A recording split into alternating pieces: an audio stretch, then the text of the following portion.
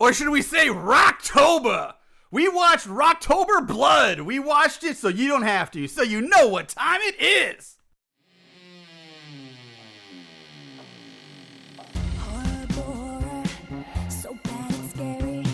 Splitting up is never okay. Plot, who needs it?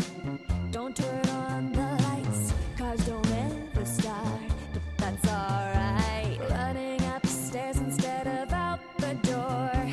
Good acting, what do we need that for? Horrible horror, so bad it's scary. Enjoy the show, but not really.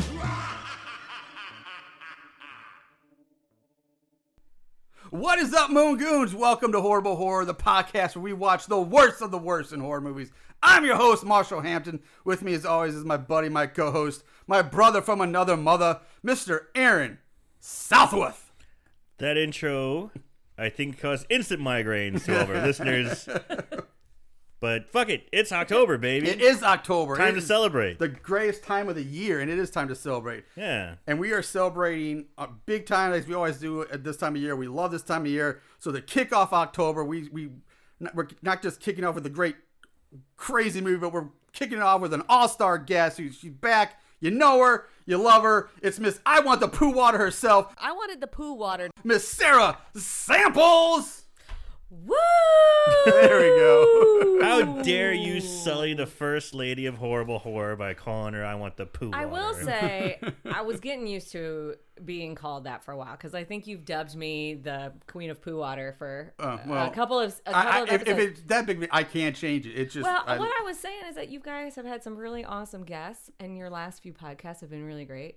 But they all have really great nicknames. I like And the first mine is lady. kinda- Yeah, the first lady of horror. is basically. I mean, really I screwed myself by saying poo water. I'm Yeah, I afraid mean, to ever on say that tape, again. yeah. Do I you mean- guys remember what episode that is? Yeah, that was 976 That was- 976 oh, yeah. Evil 2. Yeah, the exploding toilet. Yes, Again, we I did. And wanted that to we were all happen. talking about wanting the poo water. She just I said was it very pretty- blatantly. Again, watch what you say. Yep. You could live out there forever. You're not so- I Want the Poo Water. You're the first lady of horrible Well, horror thank to me. you. Yeah. All right. First Clink, lead, here we go. Clink. Oh, there we All go. right. Clink, Oh, clink. beautiful. Cheers. To October. Oh yeah. Great segue. So let's get into October Blood. Oh, you know what? I'm wrong. Before I do that, I have to, obligatory plugs and shit to talk about.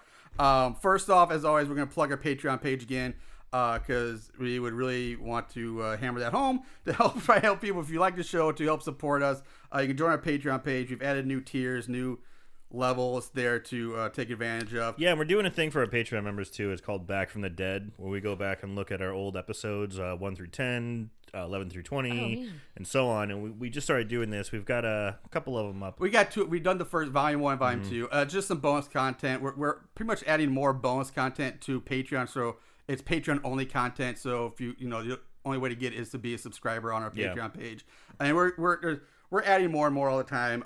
We got some stuff in the can, that's coming down the pipeline here for that as well pretty soon. So check that out. Also, this is probably the last time I'm going to plug it, but I want to plug the book Slasher Crasher that I've been reading. I finally finished it, got around to finish it, and I got to say, it's by David Nora, by the way. You can find it on Amazon.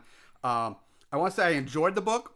It was a very easy, very quick read. I would have finished a long time ago, but I'm chasing a 3-year-old around the house most of the day, so I don't get time to read. But yeah, I gotta say I was surprisingly impressed with it. I found it enjoyable. I found myself laughing at a few things here and there. So it's a fun, good read. I don't know how much it is on Amazon. I haven't looked that up, but I would, if you want a good, nice little horror book to read for the Halloween month, go ahead and check it out and pick up a copy of Slasher Crasher. I think you'll enjoy it. So with that said, now we're jumping to Rocktober Blood. This movie was released on October 12th of 1984. Oh, they did it appropriate in the actual month. Yes, they did. It's not like one of the Christmas horror movies that's released in July, or New Year's movie that was released in July. Yeah, exactly. 1984. That's one of my favorite eras of the 80s. It really is. It's a pretty good year. I'm sure we'll talk about it, and we've talked about it before. But there's different blocks of the 80s that make it culturally interesting. 84 was a good 84 was a good one. It was a weird time. Just like what was it? American Horror Story now has got the 84. Which yeah. Are they in which 1984? we look for again. If you want American Horror Story, we're going to be doing a American Horror Story discussion review on our Patreon content too. So check that out. We'll be talking about 1984 as well. So ready to bring that up. But this movie was written by Ferd and Beverly Sebastian. Oh. Ferd. That's not. When I first saw it, I Ferd. thought somebody mistyped Fred. It's Fred. My brain automatically switched to Fred. I did the same thing. No, it's No. Ferd. F-E-R-D. And I was like, is that feed? Ferd? Oh no! As a Southern Illinois person, I was like, "Oh, Ferd." Oh, Ferd. I know Ferd. Oh, Ferd. So the two of them, this husband and wife team, also wrote such classics like American Angel's Baptism of Blood and Gator Bait 1 and 2. That's Gator the Bait? one. They did Gator Bait? They did Yeah. Gator Bait. Oh man, I so wanted. That was one of those movies Yep. I saw in the video store where it would be this like trashy girl and Daisy Duke's going up her butt and she's in her Redhead. bare feet, like kind of posing, like just tough. That's exactly Gator Yeah, Bait. that's damn. exactly what I wanna And it see Gator is. that Bait too. movie. It's like pretty much the exact same poster. I've never seen them, and I've Trashy always, girl, like a cut up white right beat or just white shirt, Yeah, it's all yeah. torn up. I just- Daisy Dukes and like big teased out blonde Huge hair. hair. Yep. Yeah. I think we know what we're doing sometime in the near future. I never rented it because I would feel too tacky. At this point, who cares? Yeah, now I can. Now do you it. Now I have feel good now about you don't, it. you don't have the shame of carrying the box up Yeah. to the Right, desk you don't have to that's admit the, it. the clerk looking at you with those eyes with judgmental. I was like, yeah, I know. All what right, you're sir. doing. What do what you you're get? You have to watching. get like better movies to put on top. And act like, oh, that one get in there. Ah, whatever. All right, so we got Citizen Kane, Schindler's List, and Gator Bait. I don't know. Just wrap it up. I'll take it. I mean, I'll check it out. Oh, that was my rent to get my. That was my freebie. I forgot what the fuck. It's a freebie. whatever. This movie was also directed by Beverly Sebastian as well. So, yeah, they kind of do it all. Right now, if you want to find this movie, it's only on YouTube as far as I'm YouTube, concerned, yeah. at least stream-wise. You can buy it from Amazon, but that's just a VHS rip DVD-R. Yeah. It's really Yeah, shitty don't quality. do it. Quality is piss poor. Yeah. So just watch it on YouTube. You can watch it there for free. The cast, we ain't talking about anybody in this cast because there's nobody worth talking about. No. None of them really went on to do anything. A lot of them were just one and dones with this. What about the musicians? Were they The musicians, we are going to talk Yeah. about them later. Okay. At the end of Yeah. the show. They seem to have a reputable career. Somewhat. I gotta say, but- well, I guess when we get to it, I'll have to mention because I was impressed by a few things, Yes. Well, I will say, especially the hair. well, yes. I'll give you guys a warning. This is probably at some point throughout this will be a very musical heavy episode again. There'll be a lot of sound clips and audio bits of the music from this. That's why we bring in I Sarah was for going to this. That is say why we thank bring you you Sarah. guys. Thank Yeah. you. Sarah's kind of our resident music expert. Yeah. And all these Yeah. catchy tunes now have just been living in my brain. I know. I just We've, so thankful. we've opened to a whole cornucopia of bad Yes, music yes, from horror yes. movies. Yeah. All right, so let's let's squeeze into our leather pants here and let's get this going. Because there are a lot of those. Holy shit! There's a lot of leather pants in this movie. So Hey. we open in a recording studio and we're introduced to our main guy, Billy Harper, aka Billy I, the lead singer of some rock band he's laying down his vocal track for their new song called "I'm Back." And while he's singing, the rest of the band and our main girl, who is also a singer in the band, are rocking out to the sheer awesomeness of the song. This is going platinum. Exactly. Yeah. This is gonna go is platinum. it. This is gonna be a big thing. So, right, like I said, right off the bat, here's how the movie opens with the song "I'm Back." Oh boy. Oh.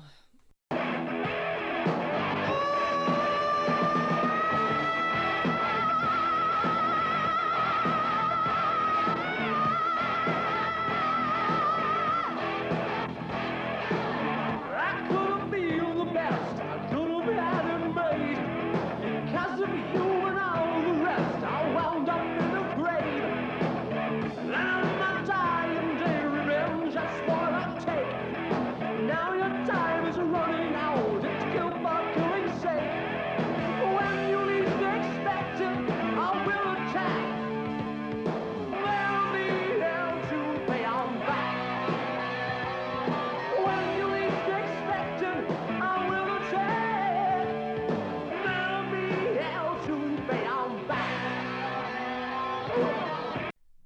So that's how the song opens.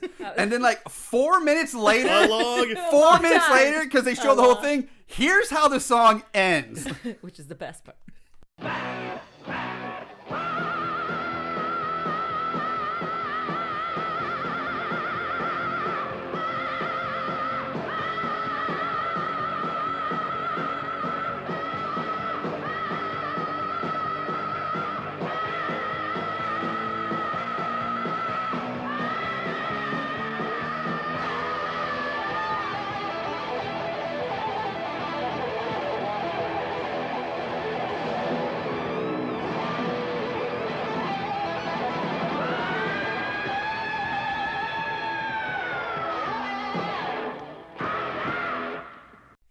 So yeah, that's Ridiculous. I That's think what the that first 5 minutes of this movie is this song. Well, and picture when he's standing there recording it, he's wearing this collared shirt, chest open, Yeah. gold necklace. He's very reminiscent of that scene from Boogie Nights with Dirk Yes. Diggler Yes. and Reed Rothschild, where they're like trying to create an album. You got the touch. Yeah. Only very this like guy that, is except- way more rockin'. And this is way before that. This is straight up 84. And man, does he that end part where he just starts his wail and then he has to stop and take a breath, do it again and again and again and again. But the thing is, when he's done, he just is like, I'm done. And like, just walks Oh, away. yeah. He's not out of breath. Dude just like drops the mic. Yeah, and the audio. Whew, that was good. Excuse me, the audio engineer tells One Billy, like, take. "Hey, we got it, Billy. One take done." Nailed it. And Billy's like, "Yep, I'm out. I gotta go." One gotta- take, Billy. I got a hot date tonight. And this is where our main girl, we meet our main girl, Lynn, who tells like, Billy, you're so great. You sound so wonderful. And she's like, well, where are you going? It's 4:30 in the morning. Bill's like, I got a hot date. Yeah. And she gets all kind of pissy and upset. Like she's like, so we guess she's jealous or something. This is the beginning of Lynn being the most absolute blandest bitch Oh, ever. Giddy up. She is That's so a great point. Yeah. She's like, whiny. no person. Yeah, she's bad. So I guess at one point they've hooked up together or were a item or something. But Billy leaves, and then Lynn goes into the booth to record her backup vocals for a song called Rainbow Eyes, which you'll be hearing. You will be hearing that later. And when been you watch haunting this movie, you hear it a lot. a lot. Much. Also, I want to talk about the back wall of the studio. Looks like the backdrop of like a middle school play. It's the worst. It's like just a yellow wall, like painted palm trees and like two black like painted birds. Or it's just like kind of like someone did like a half-assed McDonald's symbol. It's like not a real bird, it's like that two little arcs. But they did that kind of stuff in the 80s. That time, like, do you remember the movie Scarface, Of course, where I Al know. Pacino, like, they attempted to do the hit on Al Pacino, and he meets up with him and his boys go to meet up with Robert Luggia. I can't remember the character's name, club? but that room they're in, that office, it's like this weird beach scene. Looks like something out of Vice City. yeah. It was such a weird room. It was just painted like a beach scene with like crazy colors. The 80s decorating was, again, this is such a weird time period. From Fueled like by cocaine. 78 to like 85 was such an important time in pop culture for like bands and decorating your home and the way people lived. It really changed. MTV started in 82. And so that changed music and just everything. So like everything out of this era is so weird because it was like fueled by drugs. It was going into like it was coming out of the 70s. It was going into this whole new era. And we got some Disco is still desperately trying to hold on. Yeah. A little little bit of that disco influence. Death still rattles there. of disco is still there. Yeah. Oh man. So Lynn goes in, does 2 quick takes, and then they give up and call it a night. Like, He's like, calm down, Lynn. Just calm down. She is comatose. Like, I don't know. She's not. I don't know. I have an audio clip. I think of her.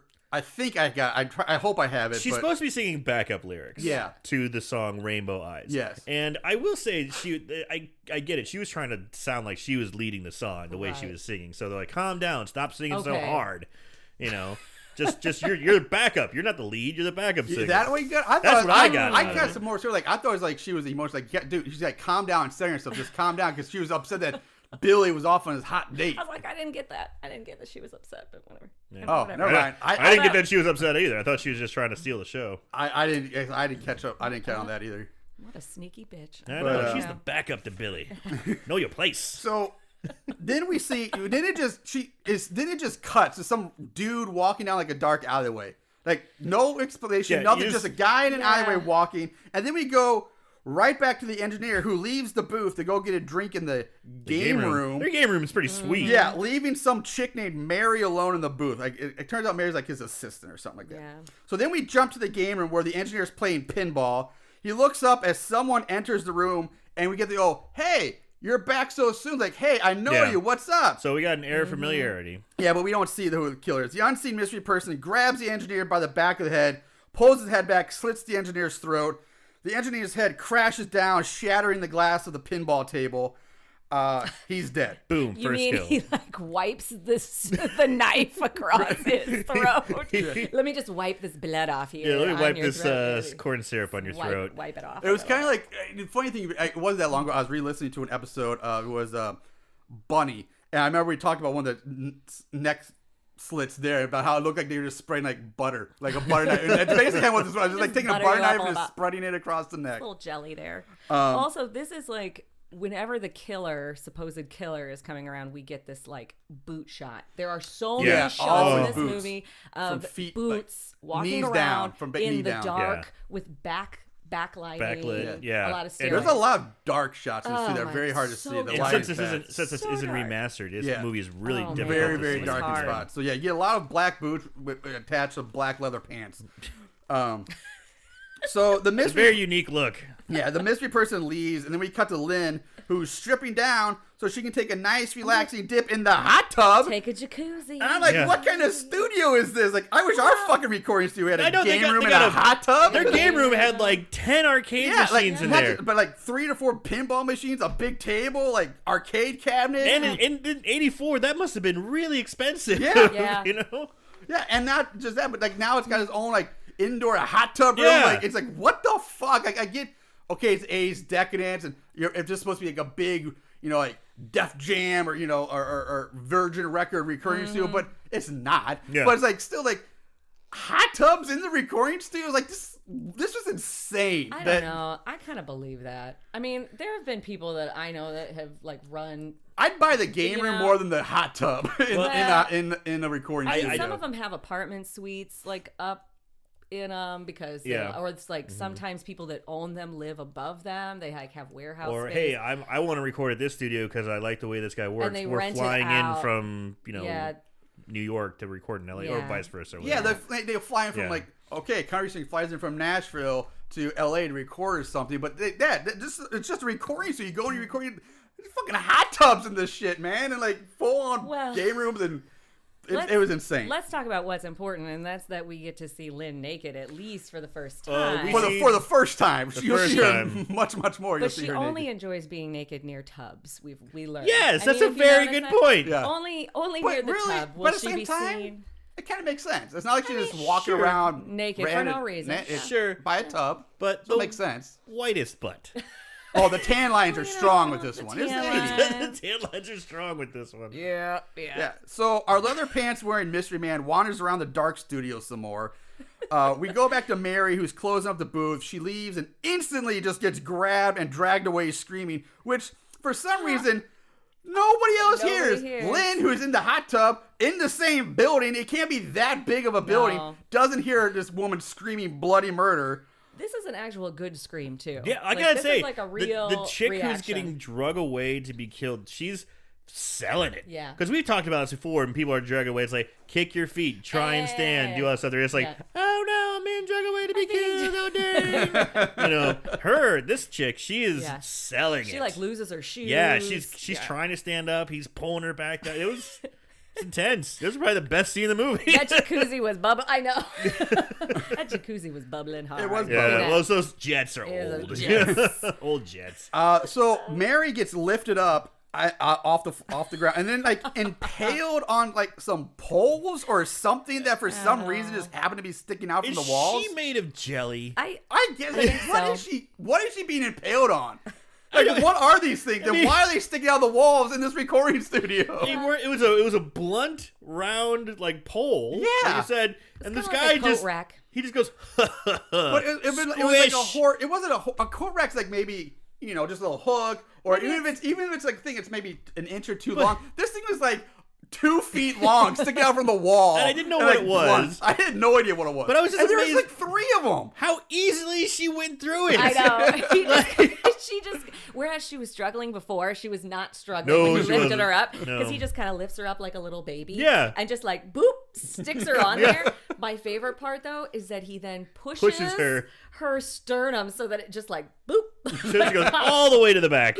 Wait, I got to get you in there. But Yeah, 'cause it's like I said, there's like 3 of these things. He puts her like he stabs her, impales her on the middle one. So there's like one in front of her, which you clearly see in the in the camera shot, and then she's in this other one like crammed. It's a weird thing. Like And what she the hell are dies these things? instantly? Yeah, yeah.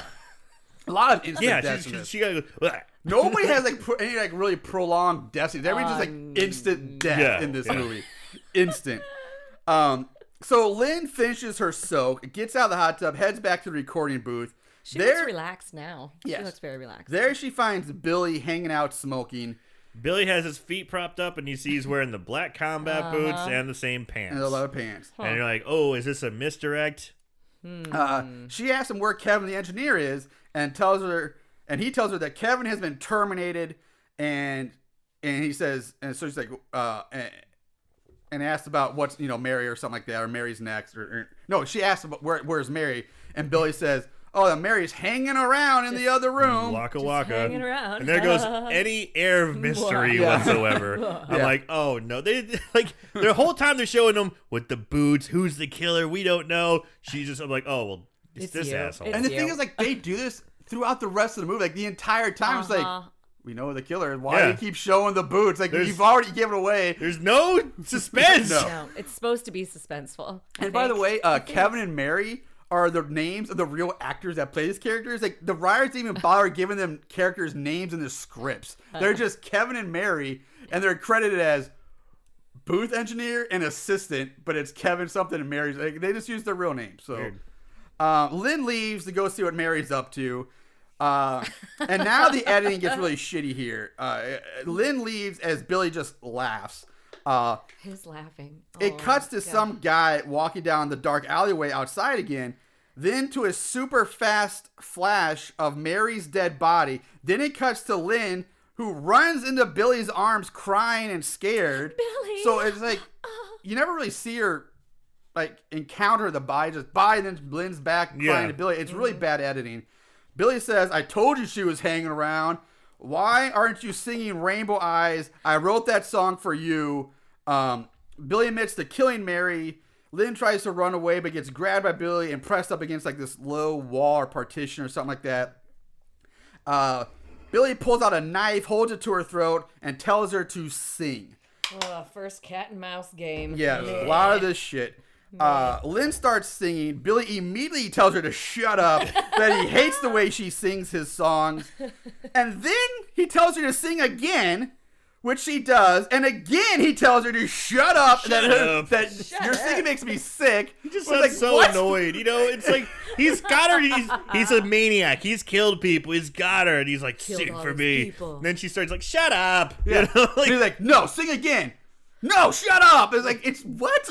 I don't know. At this point, I was like, Lynn should shut up because she cannot. Everything she says is just so whiny.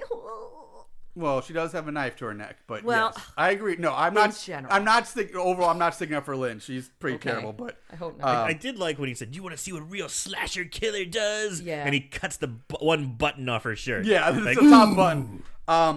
So she starts singing again. Again, he tells her to shut up. That your singing makes me sick. And then he starts slicing like along her under boob. It looks like, like right underneath the under boob line. It's like he starts cutting across that. Is he going to give her a like? I thought, is he going to cut her tit off? It's like this is where we're going with this? Yeah. Lynn it hurt me. screams. Then out of nowhere comes some random security guard. Some doofy. He like enters, but again somehow doesn't hear Lynn screaming at all. At 4:30 in the morning, the Yeah. security guards just walking around, running around, out doping there, around. like, So then the guard enters the room they're actually in. Billy looks over at him and says, "Come here, you little fucker," which for some reason I chuckled out loud at this. There's a few things Billy says that I actually chuckled at, and I don't think it's intentional. Oh, it's definitely not. But I laughed like, "Come here, little fucker," and I'm like, and the guard starts out like, "You're arrested." Billy then dashes towards the guard. The guard just like drops his flag, like fuck. She drops his mad like and runs away like a bitch. Billy chases after her and says, "I'm gonna kill your ass." kill your ass. And again, for some dumb reason, I chuckled at this because this is like such like high school writing. This is like something like a high school like boy would say, my "I'm gonna God. kill your ass. Come here, little fucker." Like, it's not like an adult serial killer would Right. be saying. The dialogue is incredibly captivating throughout this whole movie. Oh, it's Like, immaculate. someone killed her. I know. It was me. Beautiful. And then that's it. Billy chases the security guard out of the room, and the movie just cuts and time jumps 2 years into the future. The sign says 2 years. 2 years. Yes. Which is Yes. we'll talk about that I'm sure a lot later. But we're 2 years later at the Rocktober Blood press tour or press junket or something.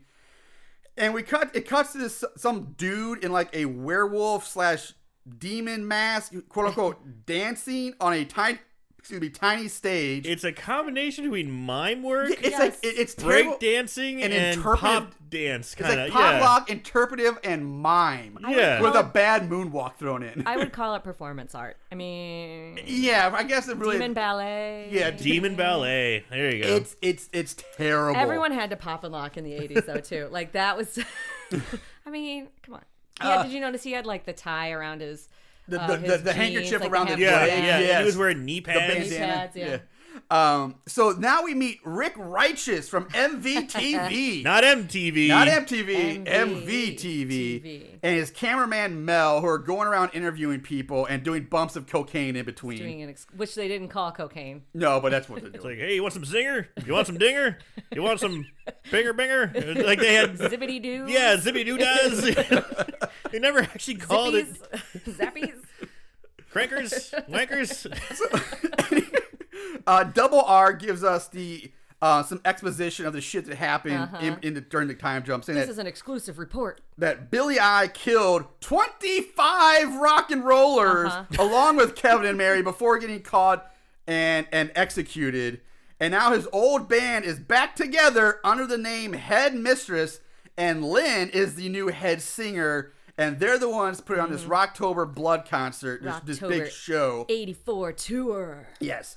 Lynn enters and talks to R Squared about the Rocktober Blood Oh my tour. And we get more background shit about Lynn and Billy and how Billy claimed he was innocent all the way up to his execution, which was a year ago. Man, the Yeah, wheels a of year- justice move fast. So Yeah. let's say that. So his execution was a year ago. Does that make Yeah. sense? But That's then what this they thing say. said 2 years ago. Two Well, years later. It's 2 Does years that later. even matter? Should we even talk about that? We're going to talk about Just pass it over. I'm going to talk about this at the end because they say something at the end that throws all this off, in my opinion. Okay, but great. at this point, I'm like, okay, what happened was 2 years ago. He gets caught, go to jail, executed really fast a year ago. Yeah. And this is the year after the execution. So at this point, I'm like, okay, whatever. Whatever. The- He's really for a MVTV VJ. He sure is pressing her about Yeah. some really serious shit. Pretty in the middle- hard-hitting This guy stuff. thinks he's Middle on of, like fucking a Dateline press- or 60 Minutes or something like like that, an not album MTV. party, like a press party. You're supposed like- to make it casual and fun and Man. tell me about the tour. That's how he Yeah, starts off. tell me about the Tell me about the music. tour. All right. You were hunted down by your Yeah, this former- guy's supposed to be more downtown Julie Brown and Kennedy. Yeah, This guy's coming yeah. out more like Walter Walter Cronkite. Yeah, he's like trying to get hard hitting stuff. Getting the he's trying to be exclusive. Kurt. Who was the MTV news guy? Kurt Loder. Kurt Loder. Who always Yeah. did the serious Aw, news. So not as much of a douche. Kurt the Loder. next several minutes are filled with party and dancing scenes. Oh yeah. It looks Several like minutes. several Lots minutes. of shots. It looks like a shitty version of like the old Dance Party USA TV shows. while the song Rainbow Eyes plays over and over again. And they pan around to people with amazing hair, Amazing. unbuttoned shirts. Yeah, just dancing much. up a storm. Dancing only like white people did in the 80s. yeah. Oh, man. Gyrating. They're doing like the Kristen Glover dance from Friday the Yeah. 14th Part 4. So Lynn gets told by the man in the mask that Chris wants to see her in the office. So she excuses herself. She leaves. And so she thinks that guy's name is Frankie. She's Yeah, the like, guy what's in the wrong with mask. your voice, Frankie? He's like, I got a sore throat. Okay. She's like, you better fix that before we go on. Sorry. So You now- really hate her. I really do. I'm not sure where Chris's office is supposed to be located, Right? or if Lynn just gets lost on the way. This But is she a ends up theme. in like the fucking walls or like the crawl space of this building. This is like certainly not an office. That's It's like the certainly- raft, like it's like the rafters. Yeah. It's like No. it's just wooden wooden planks. plank walls with no like no Un- drywall, all unfinished, unfinished. cobwebs hanging everywhere, Yeah. ductwork What the exposed. fuck kind of It's like- place is Is this? this supposed to be somebody's office? And this is where they're having like a big concert? Like what the fuck? Yeah, and this is they're supposed to be kicking off the Rocktober. Hey, Chris needs to see in your office. Okay, I'm assuming there might be an office up there somewhere. Right. Yeah. but she's going deeper and And deeper deeper into, like, and the deeper. bowels She's of like, this building. Chris, where are There's you? so many Chris." spider webs and Yes! cobwebs No. around and the spooky lighting and all that. And like, What a shitty office. And then out jumps the man in the mask holding a knife, scaring her. Lynn still thinks it's Frankie, but after a moment, the mask is pulled off and we see Billy Eye. Bum Yeah. bum bum. He tells her that he's back. And So there goes starts to suspense laugh. again. Yeah. it's Suspense over. gone again. Exactly. done. And then he starts laughing. Then we cut to Chris, who's the long-haired blonde guy, British guy, Oh, God. wandering around looking for I've Lynn. seen Lynn. And he I've seen finds Lynn. her curled up. He finds Lynn curled up in like a dark corner, sobbing. He tells her that Billy Eye was the here attic. dressed like Death, but he's like, whatever, he's dead, he's not here, and he just walks her back to the party, where he then just punches Frankie in the face for like no reason. You think because he's like, oh, how dare you scare Lynn, and just clocks this guy, Fucking rocks him. rocks him. It makes that great overdub sound. That yeah. Next, we jump to Lynn out in nature somewhere, Yeah. like in Yeah. like the wilderness of Canada Well, or Vancouver. hard cut. Hard cut. Well, Chris does say, "I want you to go up to the lake and relax for a bit before Yeah. the show." Is that what he said? Because I couldn't understand That's a what he No, said. he goddamn does thing. say something like That's that. what he yeah. was says. saying something, but he was talking real fast. He's got the accent. I'm like, really what? versed. Yeah, really versed in and the the audio fish. is not great either. Yeah. No, it's and there's no Um, subtitles. No, there are no No, they're subtitles. none. Well, there are if you turn them on YouTube, but they're terrible. They're I bad. tried, Oh, really? like I couldn't even because they don't keep up well, and they're all sorts of messed up. Like nothing. Like it's like somebody's trying to translate from Japanese into English. It's all broken. It's all fucking weird. I was like, this is useless, so I turned it off. Anyway, yeah, Lynn's out in nature by like a peaceful babbling brook, taking nature photos like she's fucking shit. Never mind, I forgot the guy's name. Ansel Adams. Thank you, Ansel Adams. Thank you. So anyway, while she's taking pictures, she starts to hear like whispers in her head and like disembodied laughter. Yeah. And so she runs away as the song "I'm Back" plays in reverse because of the whole. Which is what Billy was doing when she found him the night that he killed all those rock Yes, and rollers. yes, it True. was. Yeah, all those rock and All rollers. those Which rock and thank you. rollers. I wanted to mention that before, but I forgot. Like they said, he killed 25 people somehow, some way, but we only saw him kill the 2. So when did he kill these 25 rock and rollers? Maybe he just kept going after he killed that. After he's like, "Come back, you little fucker! You're number 3." yeah, just number 3. And just kept going. Kept going. Just kept running through the night. Just stabbing Just like people. fucking Saturday Night, Day Night, Garbage Day style, just Yeah, shooting just- everybody he sees. That would be horrifying. I mean, that would have been a better movie. Yeah. Some crazy rock and roller on so- murder spree. We watched Lynn run through the woods for a bit, and then she trips, she For a falls. bit, Yeah. she runs forever. Again, She these- does. this movie is lousy with just long shots Unnecessarily of, shots of the nothing filler. happening for 5-10 minutes. Yeah, it's a lot of filler. So she does trip and she falls, and then she looks up and screams. Cut away. Hard Hard cut. hard cut to a butt shaking. To 2 women clad in spandex doing some sort of freestyle aerobic exercise which looks fucking ridiculous. Very That flash was dance. what we had to do in the Yeah, 80s. That was all we were allowed to do. You said that many But- times. Yeah, this was like the It's way. so bad, especially really bad. the girl in the black spandex with the dark hair, who we later find out her name is Donna. She's the worst. She the other flash girl isn't dances. bad, but this girl is crazy. She flash dances so much. Oh, it's just for like the whole time that they're talking. And really, She's just running in place, basically. at one point, I was like, how? Oh, man, her stamina is great. I will give him How credit, is like she for going? her to be able to do that entire thing while saying her lines while filming, and you know they probably did Yeah. it one or two Sure. multiple takes. I wonder if she had some zippity doo dah. I got on that. I was like, In that between would do takes, it. that would do it. That would do it That would for do it. her.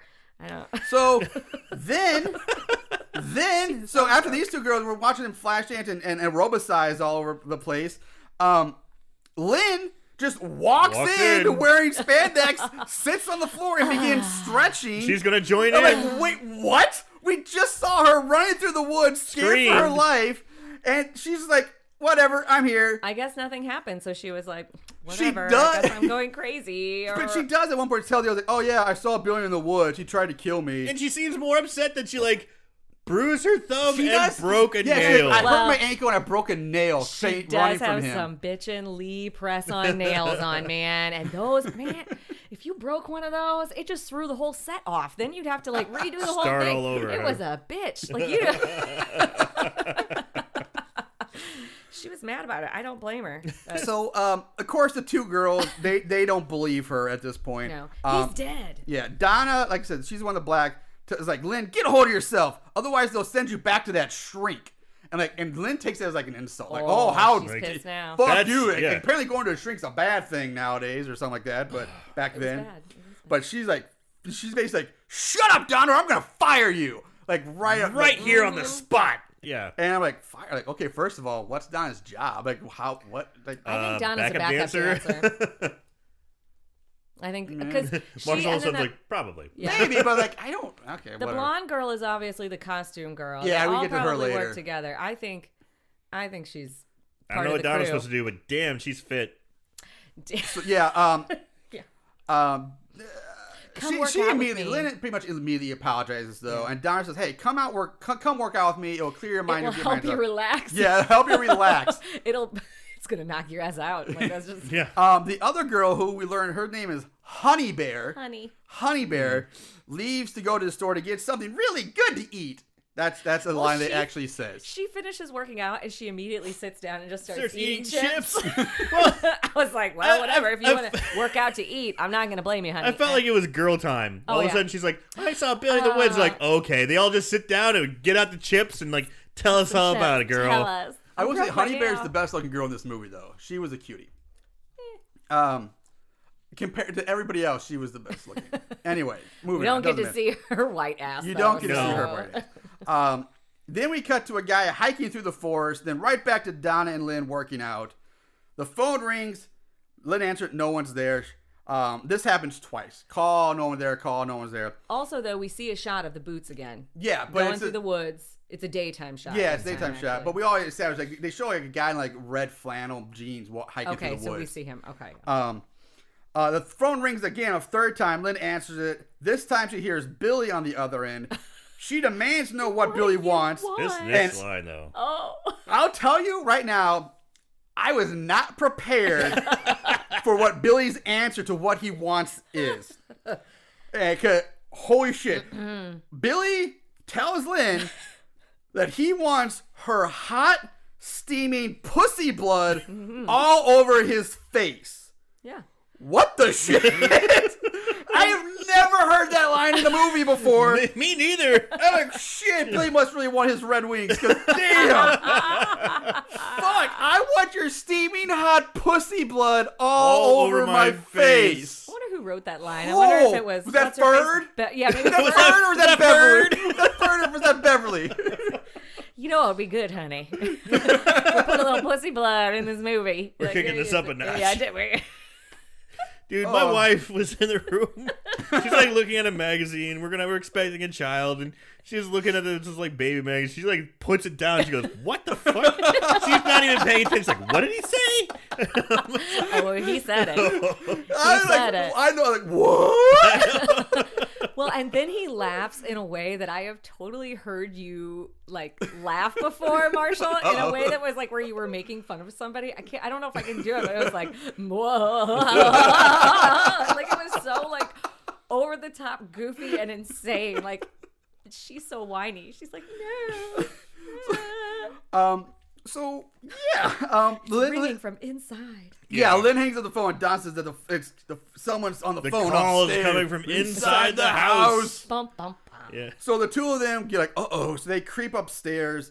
Lynn arms herself with a wine bottle, and they head upstairs to find the phone off the hook, but somehow ringing, which makes zero sense. I don't know how that works. But they hang up the phone, which then rings again. Right. This time it's Chris. Mm-hmm. Lynn tells him that Billy's after her. Chris like, yeah, well, you know you're not. You're crazy. He's dead. You know and why she's not, like, you don't believe me, and she hangs up on Chris.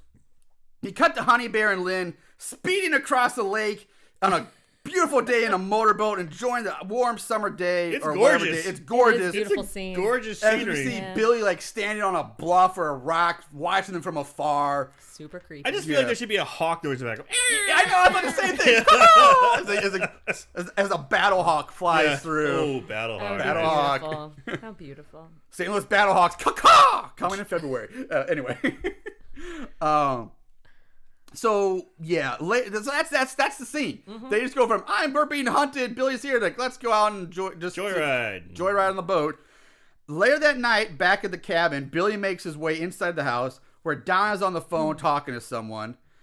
She hangs up, goes off to look for Lynn. She heads downstairs where she finds another hot tub. Yes. Hot tubs everywhere in this. That's more like a claw-footed kind of tub. No. No. This is the hot tub. This is the hot we're tub. talking about Donna. Okay, this I'm is sorry. Donna, I'm yeah. sorry. I was thinking of something else. This is a straight up hot tub. Donna gives up looking for Lynn and is like, oh, fuck Lynn, I'm going to take a dip in the hot tub. So she approaches the hot tub, leans over it for some reason. I guess she's reached for a knob or something. She leans over the tub, and that's when she comes shooting up out from underneath the water comes one of Billy's arms. He grabs Donna, pulls her into the tub, and drowns her. And I'm like, how fucking long would he have had to have been holding his breath under that water to pull this off? Right. Well, because it's a very long scene, like her walking Yeah. up to Looking the at tub, it. looking around. She thinks somebody comes home because she leaves a note. Yeah, she thought Lynn was home. Yeah, she leaves a note for Lynn. Yeah. So she's like, "Oh, Lynn," and then she walks around. It's so long. And he's really, and if it's you ever try to impressive. hold your I mean- breath in a hot tub, it's not easy. Oh, it's nasty. In hot water, it's hard to hold your breath in a hot tub than like a pool. And he's must have been on there for minutes, just waiting for her. And Come how on! like to come into arm's reach. And the key is the word that you used was drowned. And Yes. he drowns. He drowns her. Her. He holds her under the water. Right. And drowns her. She goes you limp. clearly see it. She goes- Just Yes. remember that fact because we're gonna come back to that in a minute. She goes completely limp. completely limp. And you And- think this is it. That's Yeah, the she- end of death. So Don's dead, right? We're like, I was thinking, okay, lame kill. Yeah, but lame kill. I get it. Every yeah. movie has the lame kill. Sure. Okay, Donna's dead. Later, Lynn finds the note that Donna wrote, and there's a quick shot of someone covering the hot tub up with like a tarp or something. Mm-hmm. Then we go back to Lynn, who strips down naked again. Full nudity scene here. She heads down to the hot tub room. She reaches under the tarp to test the water, which she finds to be cold. Ooh, that's cold. And she blames Donna for turning off the heater. So she leaves, goes back upstairs to take a bath.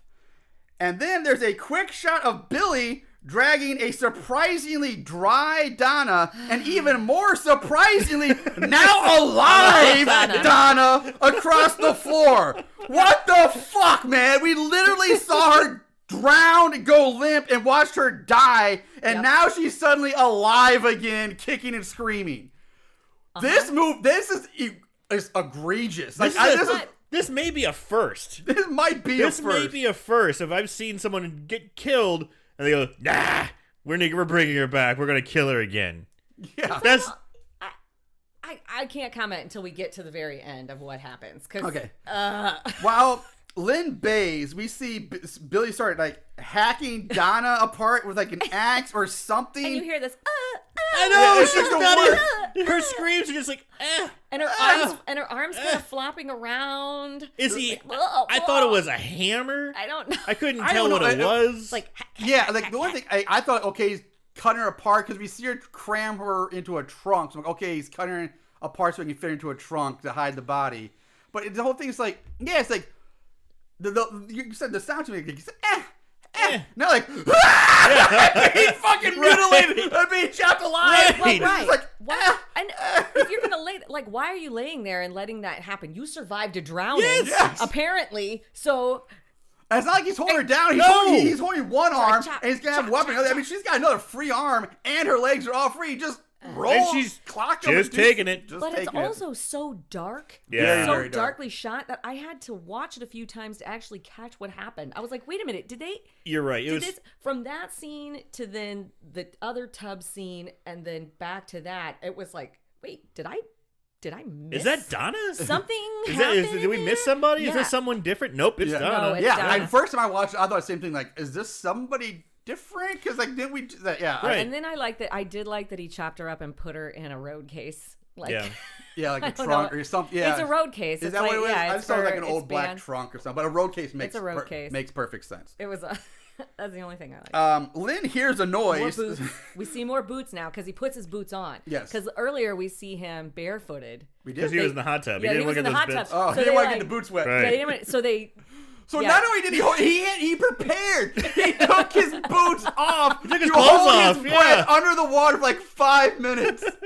He prepared for this shit. Yes, he did. Because at first, like, well, maybe he heard her coming, and just hopped in there to hide real quick, but nope, he prepared ready. for this shit. It was Jesus premeditated. Christ. And then the next, 5 to 10 minutes just drags on. We see someone take a full bath. Yeah. She takes And a wash full her bath. hair. A full bath. And then rinse her hair. Yeah, Lynn, she does at one point hear a noise and thinks it's Honey Bear, but she ignores it and likes continues baths. to bathe. Billy enters the bathroom, sneaks up to the tub where Lynn's lounging with her eyes closed, but he chooses to leave her alone for now. Ugh, this cat and mouse. I just can't take it. Lynn gets out of the tub, dries off, which they spend way too much time on her show just the drying whole off. process. Her whole routine. Everything. Her whole routine. She's Yeah. got to get the mascara out from underneath her eyes. Yeah. She's got to wipe down her face. Yeah, She's there's gotta something have in between my Put the toes. towel Let up me in get there, that do out. that whole towel Yeah. turban thing, and It's then like we dry see her hair. whole routine. The whole routine. Eventually, she finally goes over to a closet, and when she opens it up, out jumps Billy, who now looks like a Juggalo reject. Because he's got a fucking shitty clown face paint on or Yeah. something like that. It looks ridiculous. He's trying to be Bowie, I think. He's. I say that very later. glammy. In the second one, I said that. So you ruined my joke on that one. But that's Oh, okay. That is okay. Damn, I always. I know. Anytime you don't know. dude. Marshall does that all the time. It's I like know, whenever I you could- get to him, it's like you ruined it. It's like You ruined my joke. I just got to glam it rock. first. I don't, No, I know. I have said that based before. on the wig she wears later. I mean. Oh, the wigs. Oh. So he quote unquote chases her through the house, toying with her and teasing her. Lynn flees the house, but Billy somehow has managed to teleport in front of her out into the woods and hops out from behind a tree. So Lynn runs back into the house, and we get more of just Billy stalking her, teasing her, toying with the thing. The teleporting was Horrible. Amazing. Yeah. unforgivable. It's bad. I mean, Well- she left him in the house and is running at a pretty decent clip, Yeah. and poof, Out from behind he's a tree. right in front of her. Yeah. She turns and runs a different direction. Poof, and he's back in the house. right in front of Yes. her.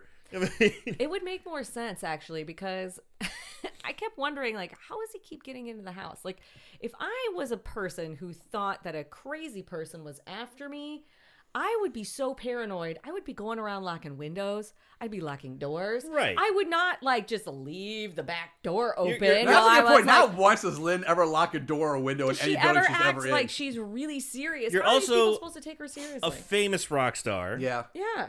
You would probably want to have, I don't know, Bodyguards. a smidgen of security. Your posse with you. Right. Yeah. Somebody. Instead of two chicks who just No, do but flash the head of dance. security is too busy doing nothing back at the concert Oh. venue. That guy's He useless. is busy. He's wearing a sweet captain's hat and short shorts, and that is enough. He's a big man. It's a Harley Davidson captain's hat.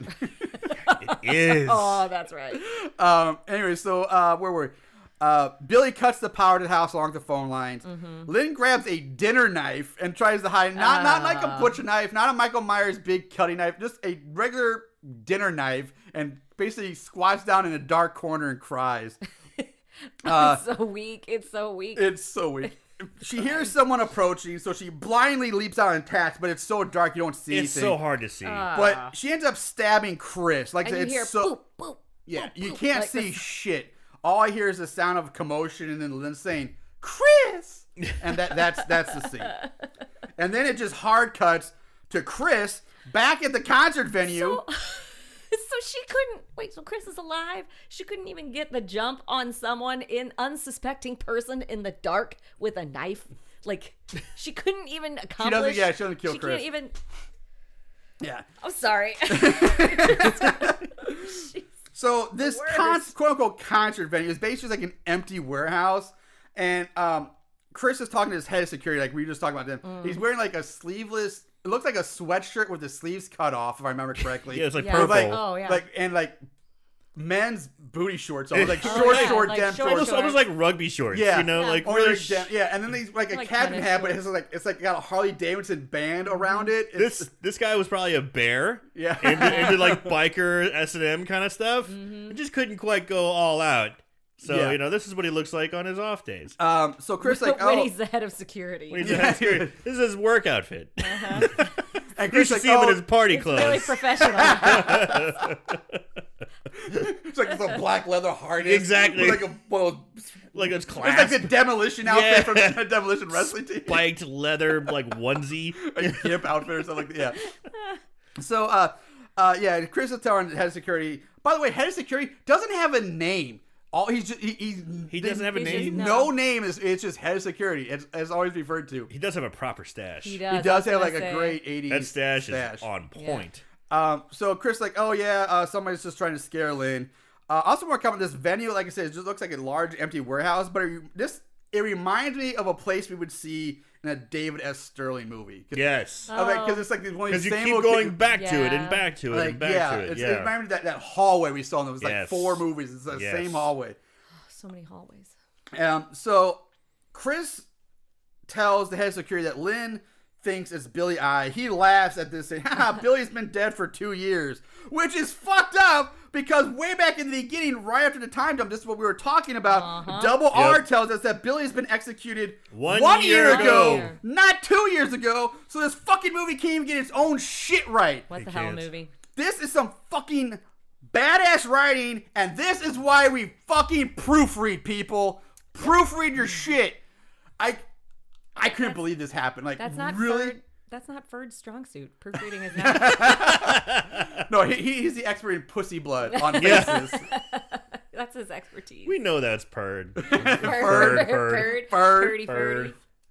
But I'm not sure what to say about this dialogue, by the way. It is so bland. It is the back and It's forth here. brutal. Like, I just what couldn't believe they pulled that shit. Like, some security you are, you suck. She does. And she's right. He does She's suck. totally right. He She's does not suck. wrong. 100% She's right. not wrong. She's not wrong. I just could go over the whole 1 versus 2. Yeah, that's years pretty thing. bad. They can't catch their own shit in that. Like, what's happening? So, Lynn giving the business to one of like the crew workers about her prop coffin not working right. She then ends up talking to Chris and head of security about Billy. They still don't believe her. Lynn says that Oh, I was gonna say they just keep saying the word "dead body" Yeah, over dead and body. Yeah. over and over again. which leads us to Lynn saying she wants to go dig up Billy's dead body as Oh. proof. And the 2 dudes are like, fuck that. But Lynn insists on it and says that she'll do it by herself. And the scene Fine. continues to go on for a while. And the scene goes on, and they basically established it, but they just keep talking keep about it going. and going back to it and talking about it. And it's like, Have you ever seen a dead body? Do you know what a dead body would be like? It's going to be all maggoty. I don't know. Let's decayed. get to the let's scene go- and see it. quit talking about it. And let's get there. We got it. You're gonna go dig it up. Got it. Stop talking. Just go. Move forward. Well, it does move because another hard cut to the cemetery at night as Lynn and Honey Bear pull up in Lynn's car. In a Oh, man. sweet Oh, yeah. T-top Thunderbird. Yes. Like, Oh, it's so 80s. that's a That was badass car. Yeah, I it was was. like, that car is awesome. That was a good rock star car. That was Yeah. that is yes. Well That is a said. rock star car. Yeah. My favorite thing about this movie. Just joking. Honey Bear decides to stay in the car while Lynn heads off to find Billy's grave, which takes longer than it needs to in this Oh, movie. it's so long. Like, again, they have to show her walking through the entire cemetery, not just like all right, I'll go. I'll see. I'm going to the grave, and they just cut right to the grave. Because they even make this the comment later that, hey, I was at the funeral. I knew where his grave was. It's so dark. It's so dark the whole time too. It's so dark, you and you just see her walking. So hard to see. And walking. Cut to Honey Bear looking scared. Back to her walking. And walking. Honey Bear eventually does get out of the car and goes looking for Lynn in the cemetery. She goes scampering in the cemetery, and she gets there. 2 shakes of a lamb's tail. Why couldn't we just do that? Yeah. Yep. Lynn finds Billy's grave, starts digging up. Honey Bear shows up and starts helping Lynn dig it up the grave too. Then they start hearing noises. Like, uh-oh, who's that? What's going on? But it's just Chris, who has had a change of heart, and he too starts digging up the grave. He just loves... In leather pants. Yes. Like, that was one thing too. He had a fur coat. He had a fur coat on. Because when I go grave robbing, I wear my fur coat and leather pants. She had on like light pink Levi's too. I was like, those are gonna be ruined. I'm thinking, do these people know what entails digging up? Like, just digging, period. Yeah. You're gonna get completely dirty. There's dirt. And this guy shows up in leather pants and a fur coat. And we gotta talk. I can't believe we haven't talked about his hair.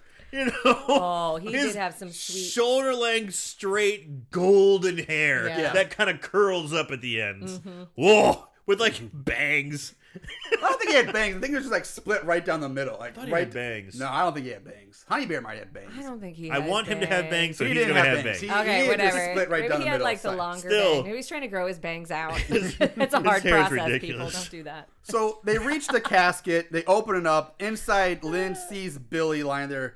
Who opens his eyes. He says something to her, which I didn't. He's like, "I'm back, baby." Yeah, something like that. She screams, freaks out, but Chris grabs her, shakes her back to reality, telling her that Billy's dead. He's alive. When Lynn looks down again, she sees a ridiculously white skeleton. This thing looks like they just bought it off the rack at the Halloween store and tossed it in the coffin like minutes before filming. Oh, but it still has the bandana. He's buried in the bandana. They buried him in the bandana's pristine. Is the whitest, cleanest skeleton I've ever seen. And the bandana, But they threw some worms on it too. They did throw the worms. There's like a snake on it too. I'm like, a snake? They went and bought some bait at the local gas station and just like threw it down in there. The little styrofoam thing of worms, just dump it on there. On top. Have you ever seen a dead body? It's horrific. Is it? It's right out of the Halloween store. Also, they did not dig for very long. No. He was not buried 6 feet under. No. Like, that Well, was technically, you're not. You Really? never are You're buried not? 6 feet under. That's just like, Really? you're actually only buried like 3 feet. Okay, well, I guess that's more. I didn't know that. Yeah, I found a few years ago I learned that. It's like, 6 feet under is like a saying, but like when they actually bury you, it's not fully 6 feet anymore. It's like 3 feet or something like that. The more you know.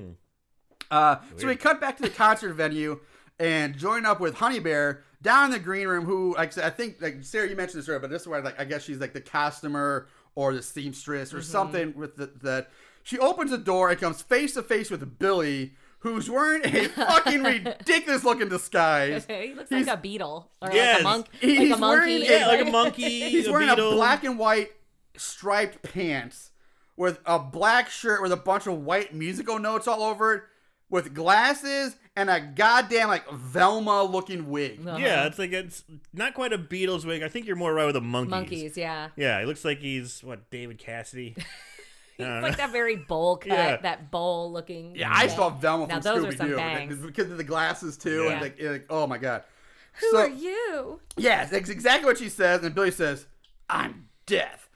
And then he grabs an iron from the ironing board, presses it up against Honey Bear's neck, killing her almost instantly. Did she die or did she just go to sleep? And I'm like, this fucking kill, I seriously can't figure out if I love it or if I hate it. I don't know what to think, but it's insane. It's fucking ridiculous. Is an iron made of knockout juice? Because he just pushes it against her neck. She doesn't scream from being burned horribly from an iron. No. She just goes, yeah, and just dies instantly. Steamy, boring death. Sleepy time. Yeah, it just like Sleepy time. that wouldn't kill you. I'm sorry. It would burn. You'd be like, oh my god, I'm burning. Because didn't we see Negan take irons to people's faces in Oh, The God. Walking Dead. That didn't kill them. That No. was a fucking iron. This is through the neck. Like, granted, if you push hard enough, you get crushed or larynx or windpipe. But he doesn't. He's like, just gingerly pushes it right against her chin. And she's like, and she's dead. Instant death. Instantly. Instant. And if that was going to kill you, that would be a long, painful, burning death. Yes. That would be very painful. Horrible. So after he kills Honey Bear, Billy goes over to the makeup like vanity area and removes his quote unquote disguise, and then proceeds to put on his shitty.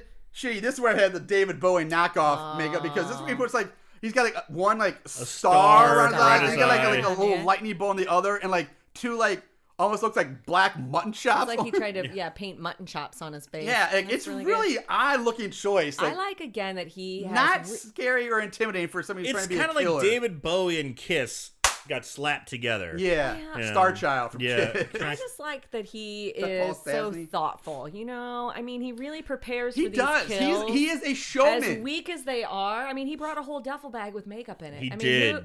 You see him walking at one point because another boot shot Yeah. through the whatever We already know, catacombs. we already of know who it is. Stop Yes. just showing us boots. I know, that's my thing. Is like we know who it is. Like, stop showing the There's mystery. no boots. suspense left. No, he has his duffel bag, full of his costume. that's a great point. He does come prepared. He is the showman. I mean, makeup and everything. He's ready. He's ready. So, but again, like I said, not the most intimidating makeup No. for somebody who's trying to be a scary serial killer. Meanwhile, up at the stage, the crew finishes setup and like sound checks and all that.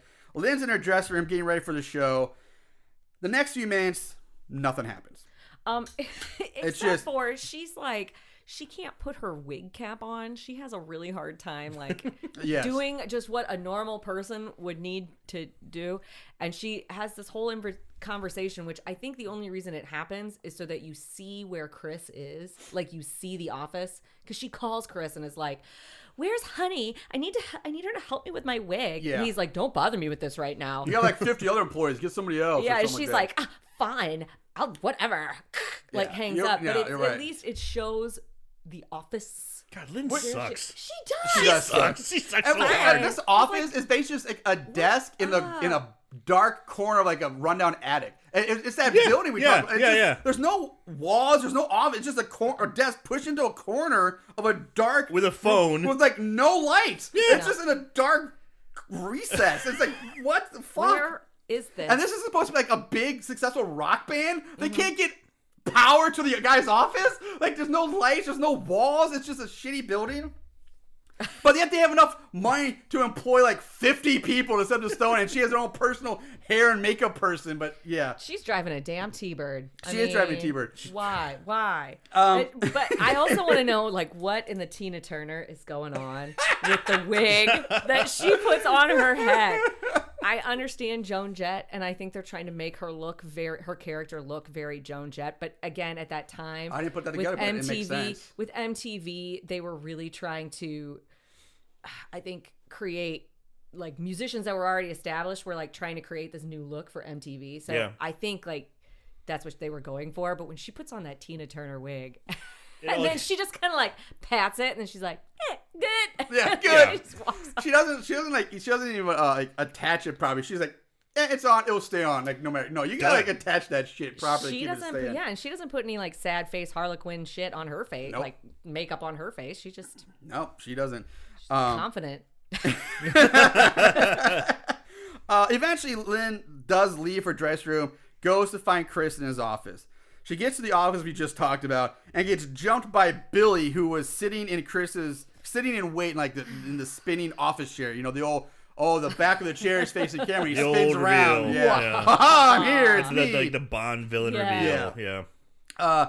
He again for like the fourth time in this movie. He goes, "I'm back." This is like seriously the fourth Like, time. I get it. You're back, Yeah, you're pal. back, dude. You're We got here. it. We understand. Got it. And he's gonna take her to hell with him. Again, she gets away, and tries to run, but immediately gets caught by Billy. Lynn says, "It can't be you. You're dead. I saw your body in the casket." Billy now goes into exposition dump mode, go. and here we get the big reveal, which is delivered with immaculate and exquisite acting, which I captured for your enjoyment. Oh, yes. So take a listen to Billy's big reveal. Oh. Here we go.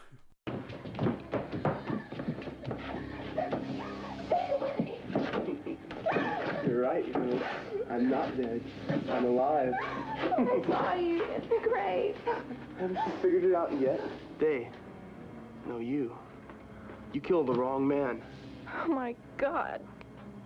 You identified my dearly beloved brother, Billy I. Harper. Well, not exactly beloved. He tried to tell me, but I didn't believe him. You killed all those people and let your own brother take the blame? Sure, I did it. I planned it all. Fucker. They wanted him. They didn't want me. I'm John. I'm the musical genius. I wrote it all. He lied. He cheated. Billy. I'm not Billy. I'm John. I won't hurt you. Billy. So there's the big surprise reveal. That dun dun dun. Bum, bum, bum. The old soap opera twin brother shenanigans. How fucking lazy is that? I remember watching this movie thinking, okay, well, there's Billy. Billy's back. And I'm like, how the fuck did he come back? They keep saying he's dead. It's obviously him. They're not going to do the twin brother thing, are they? That's stupid. They won't do that. Whoops, was I wrong? Egg on my face. So no one at that funeral, not one person at the beloved Billy I funeral that everyone seemed to attend and see, not one person was like, I wonder where his brother John is. I wonder where John's been this whole time. Or during the trial. I mean, listen, I by have the a way, whole section of notes right here about that very same thing. Segue to later then. I'll just hold on to that thing. No, but okay, first of all, I do want to say in that clip where I did, because when we were listening to it, we all laughed and say, but when he says fucker, like I chuckled at that, like it's just like out of nowhere, it's like, it doesn't so fit. random. No. It doesn't fit at all. No. He's doing very good, trying very hard to act creepy and weird. Crazy. I'm the brother. I'm the one who thought this whole thing up. He stole my music. Fucker. Well, he's crazy. I mean, he flips the switch. He is crazy. So like I said, that's the so yeah, the whole thing that Billy is really his twin brother John. It was John who killed everyone in the beginning, but Billy took the fall and is wrongfully put to death. And at this point I said, are you fucking kidding me, the old twin brother bullshit? You're telling me that in all these years, like you said, the funeral, I'm saying all these years, the band has been together for years leading up to this. Not once did Billy ever mention that the fact he had a twin brother. No. There's no fucking way nobody would have known that. Plus, wouldn't Billy, who was constantly, he even said at one point in the script, constantly professing his innocence up to his death, probably would have said, hey, it wasn't me.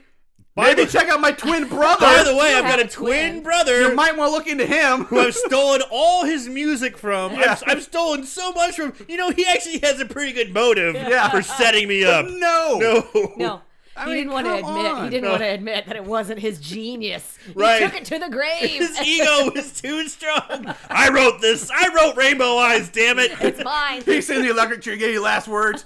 I wrote Rainbow Eyes. He wants that royalty check because, you know, they still got royalty checks back then. So, oh my God. I just, like, the logic behind that makes zero sense that nobody would know about this brother ever. So I do love listening to that scene too. You hear clunk, clunk, clunk, clunk, clunk. Yeah. It's that girl's high heels stomping on the wooden like if floor. You're trying to get away and hide, maybe take off your clunky ass heels. I got nothing on that. So, unless he's got anything else, we'll move on. But anyway, Lynn gets free from John, runs away. Somehow. She gets away again. He lets her go. How did she get free? She grabbed like a 2x4 and hit him with it. She fucking brains him with a 2x4. He falls over and she does the classic, well, I got him on the ropes, so I'm going to put this down and clunk, clunk, clunk away. Yeah. And where does she go? Where does she go with her ass as she's running away from him? Down to the basement. Yes. Does she go to where the people are? Where the hundreds and hundreds of people are? Nope. Oh, this head of security who all of a sudden is now a head of stagehands. She does the opposite of an aerial. Who wants to go where the people are. She goes away from the people. She just towards more stairs and more darkness. More clonking. John stalks after her slowly. this goes on for a while. Again. Cat and mouse Yes. drags on and on. Lynn screams when she sees Chris's body, which allows John to find her and grab her. John, Billy. Yeah, finds Chris's body. Yes. She finds Chris's body. Yes. Downstairs. In the basement. He somehow Yeah. gets into the basement. So I'm assuming And we I see killed his head. Chris. Yeah. You're assuming Yeah. Chris. Okay, Well, Billy yeah, or you John see, like, killed yeah, Chris. he has blood coming out of his head. Yes. Like, so something, yeah. Um, She lets out her only appropriate scream in the whole thing. So she really loves Chris. That must be it. Like, her heart is for Chris. That's her- John monologues some more about how Billy stole his music and that he wrote all the music for wrote it for Lynn you. and that he's the one who made Lynn a star. But he like totally is like, but you put on lousy. Yeah, You're a you lousy suck. showman. Yeah. You suck. He then tells her that, yeah, exactly. You put on a lousy show. He's totally negging her. Yeah, and you don't sing my music right, but tonight we're going to put on a show for the ages or something This like is that.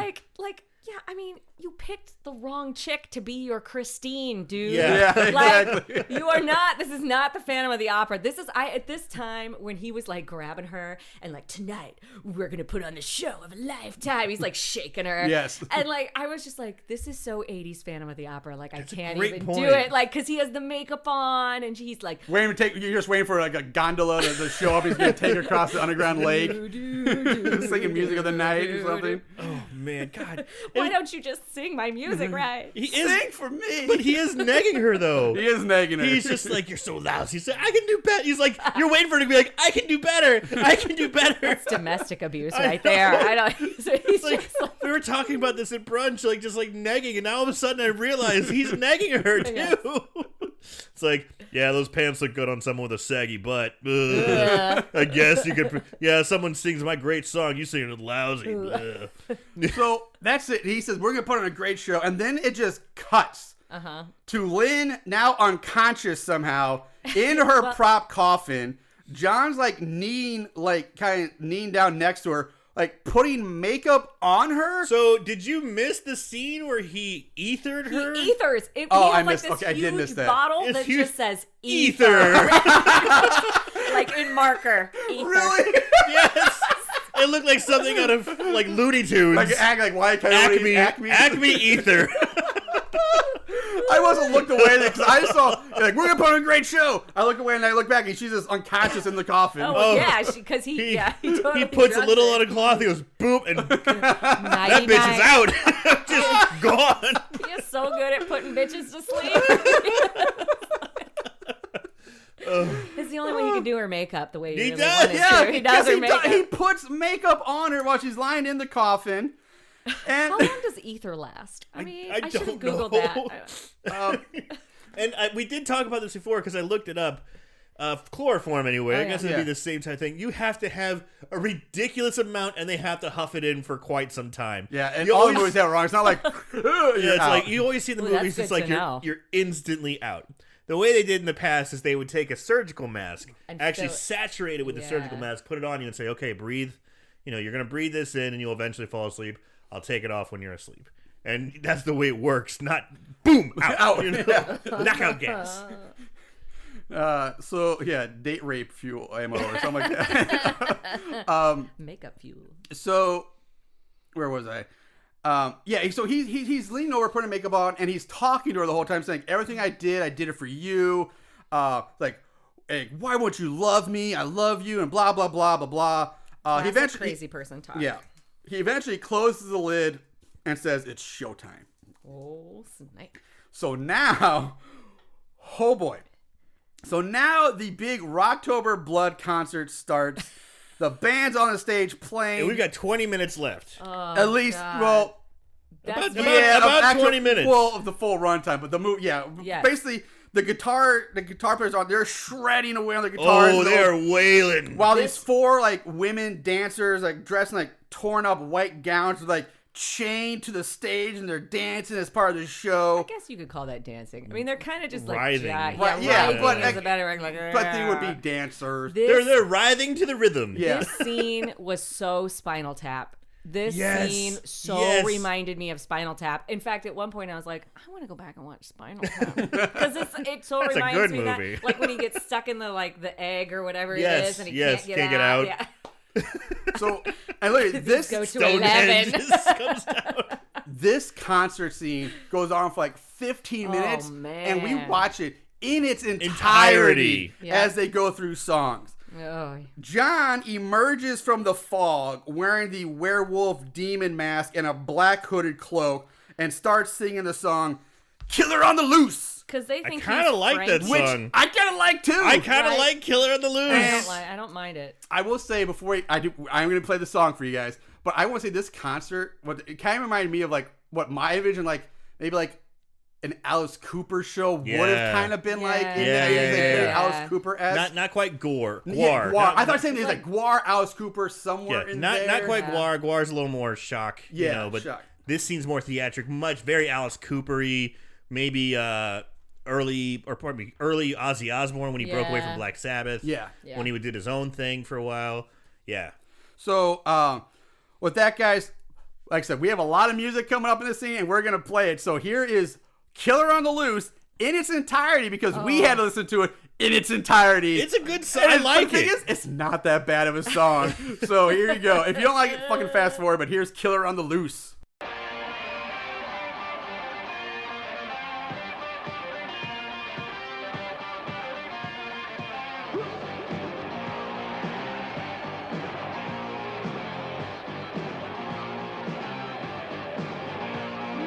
Killer on the loose.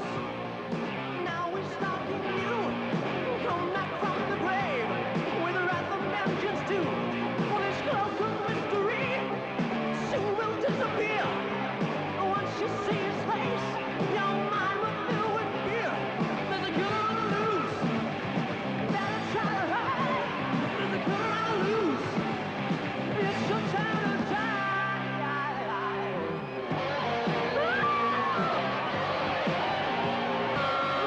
Once it chooses you, your time comes to an end. And the death that you've been fearing will greet you and begin. For it's not what you expected, and it won't be clean or nice. When he gets his hands on you, they'll put your ass on ice. There's a killer on the loose. Better try to hide. There's a killer on the loose. It's your time to turn.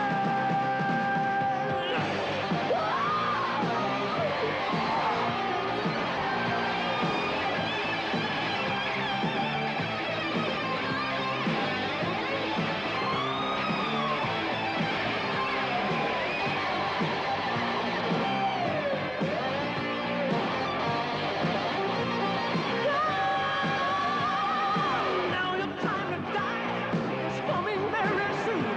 But I know that I'll be killing you before I've done this too. Well, there's only one more chorus, so surely you can see. The one who's doing all these deeds in the name of death is me. There's a killer on the loose. You better try to hide. There's a killer on the loose. It's your time to die.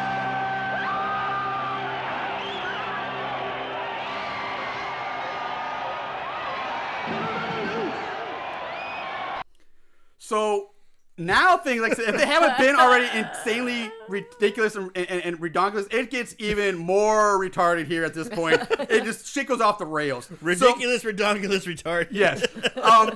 So when you're hearing that song, if you listen to it all the time, you might be hearing some girls screaming in and the then background. and the crowd goes crazy. And the crowd goes, you hear the crowd, and then you hear a girl screaming. Well, that's because while John is singing and performing this song, he starts murdering all the dancing women that are chained to the stage with his mic stand of death. His mic which- stand of Is that like a trident? Oh, we're gonna talk about this.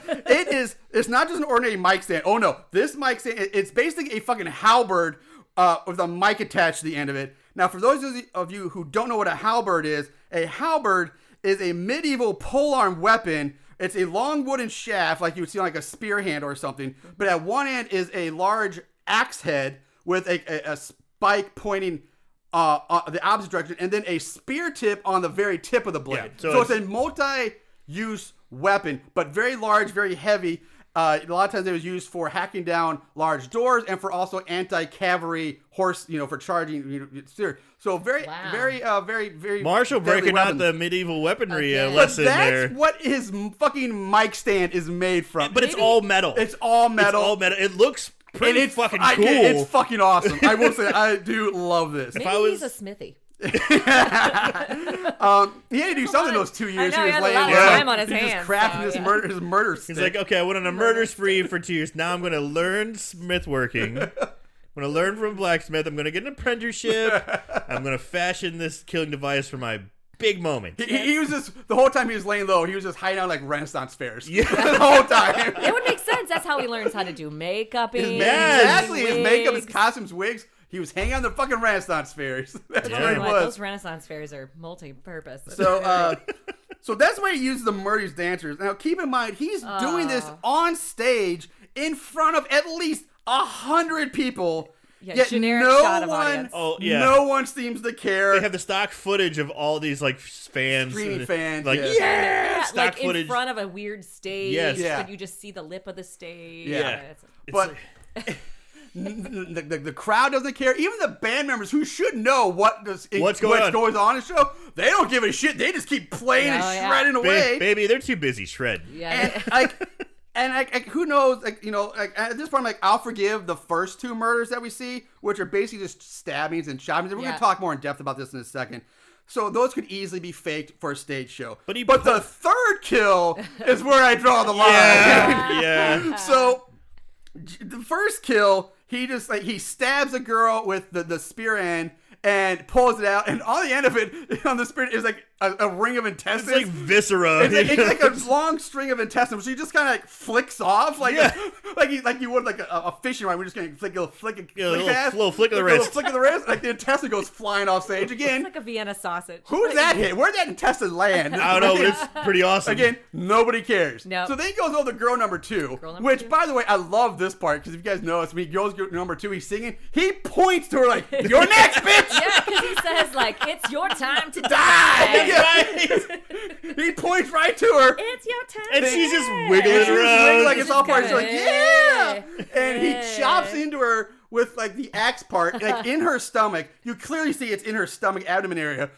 But apparently, I guess nobody making this film or about this film ever went to health class or biology class, because he cuts her like right around the belly button area and pulls out her fucking heart. Pulls out her heart from her belly button, from her stomach, basically. Holds it up and like throws that aside too. Still, nobody gives a shit. Everyone's going crazy. Everyone's going crazy. You know, people like things at shows, like normally like drumsticks, like picks, things like that. Human heart, like, you know, let's human throw that. hearts. Yeah. Like it's just shit you get to take. Well, home he's for the gonna show. up the ante. He's going because now he goes on to girl number 3, which he fucking decapitates by sawing her head off with a giant knife. It's so awful. Still, no one fucking cares or flinches. And they're just rocking. They're just rocking. Yeah.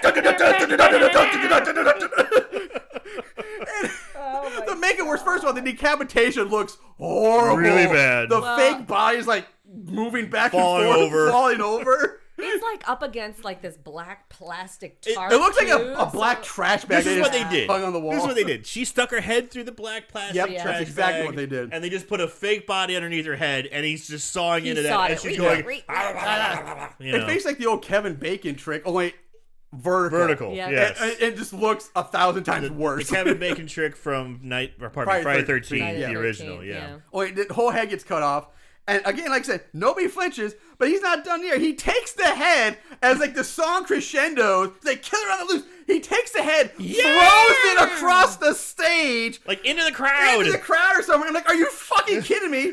Still, nobody cares. Someone's like, I got a head! Somebody got to take home a bitchin' souvenir that night. Somebody's taking home intestines, a heart, a fucking human head, and the band just rocking out, the That crowd Rocktober screaming. Blood. I got a That pig. Rocktober Blood I got a shit. dude's drumsticks. I got a human I got head. a head. Whoa.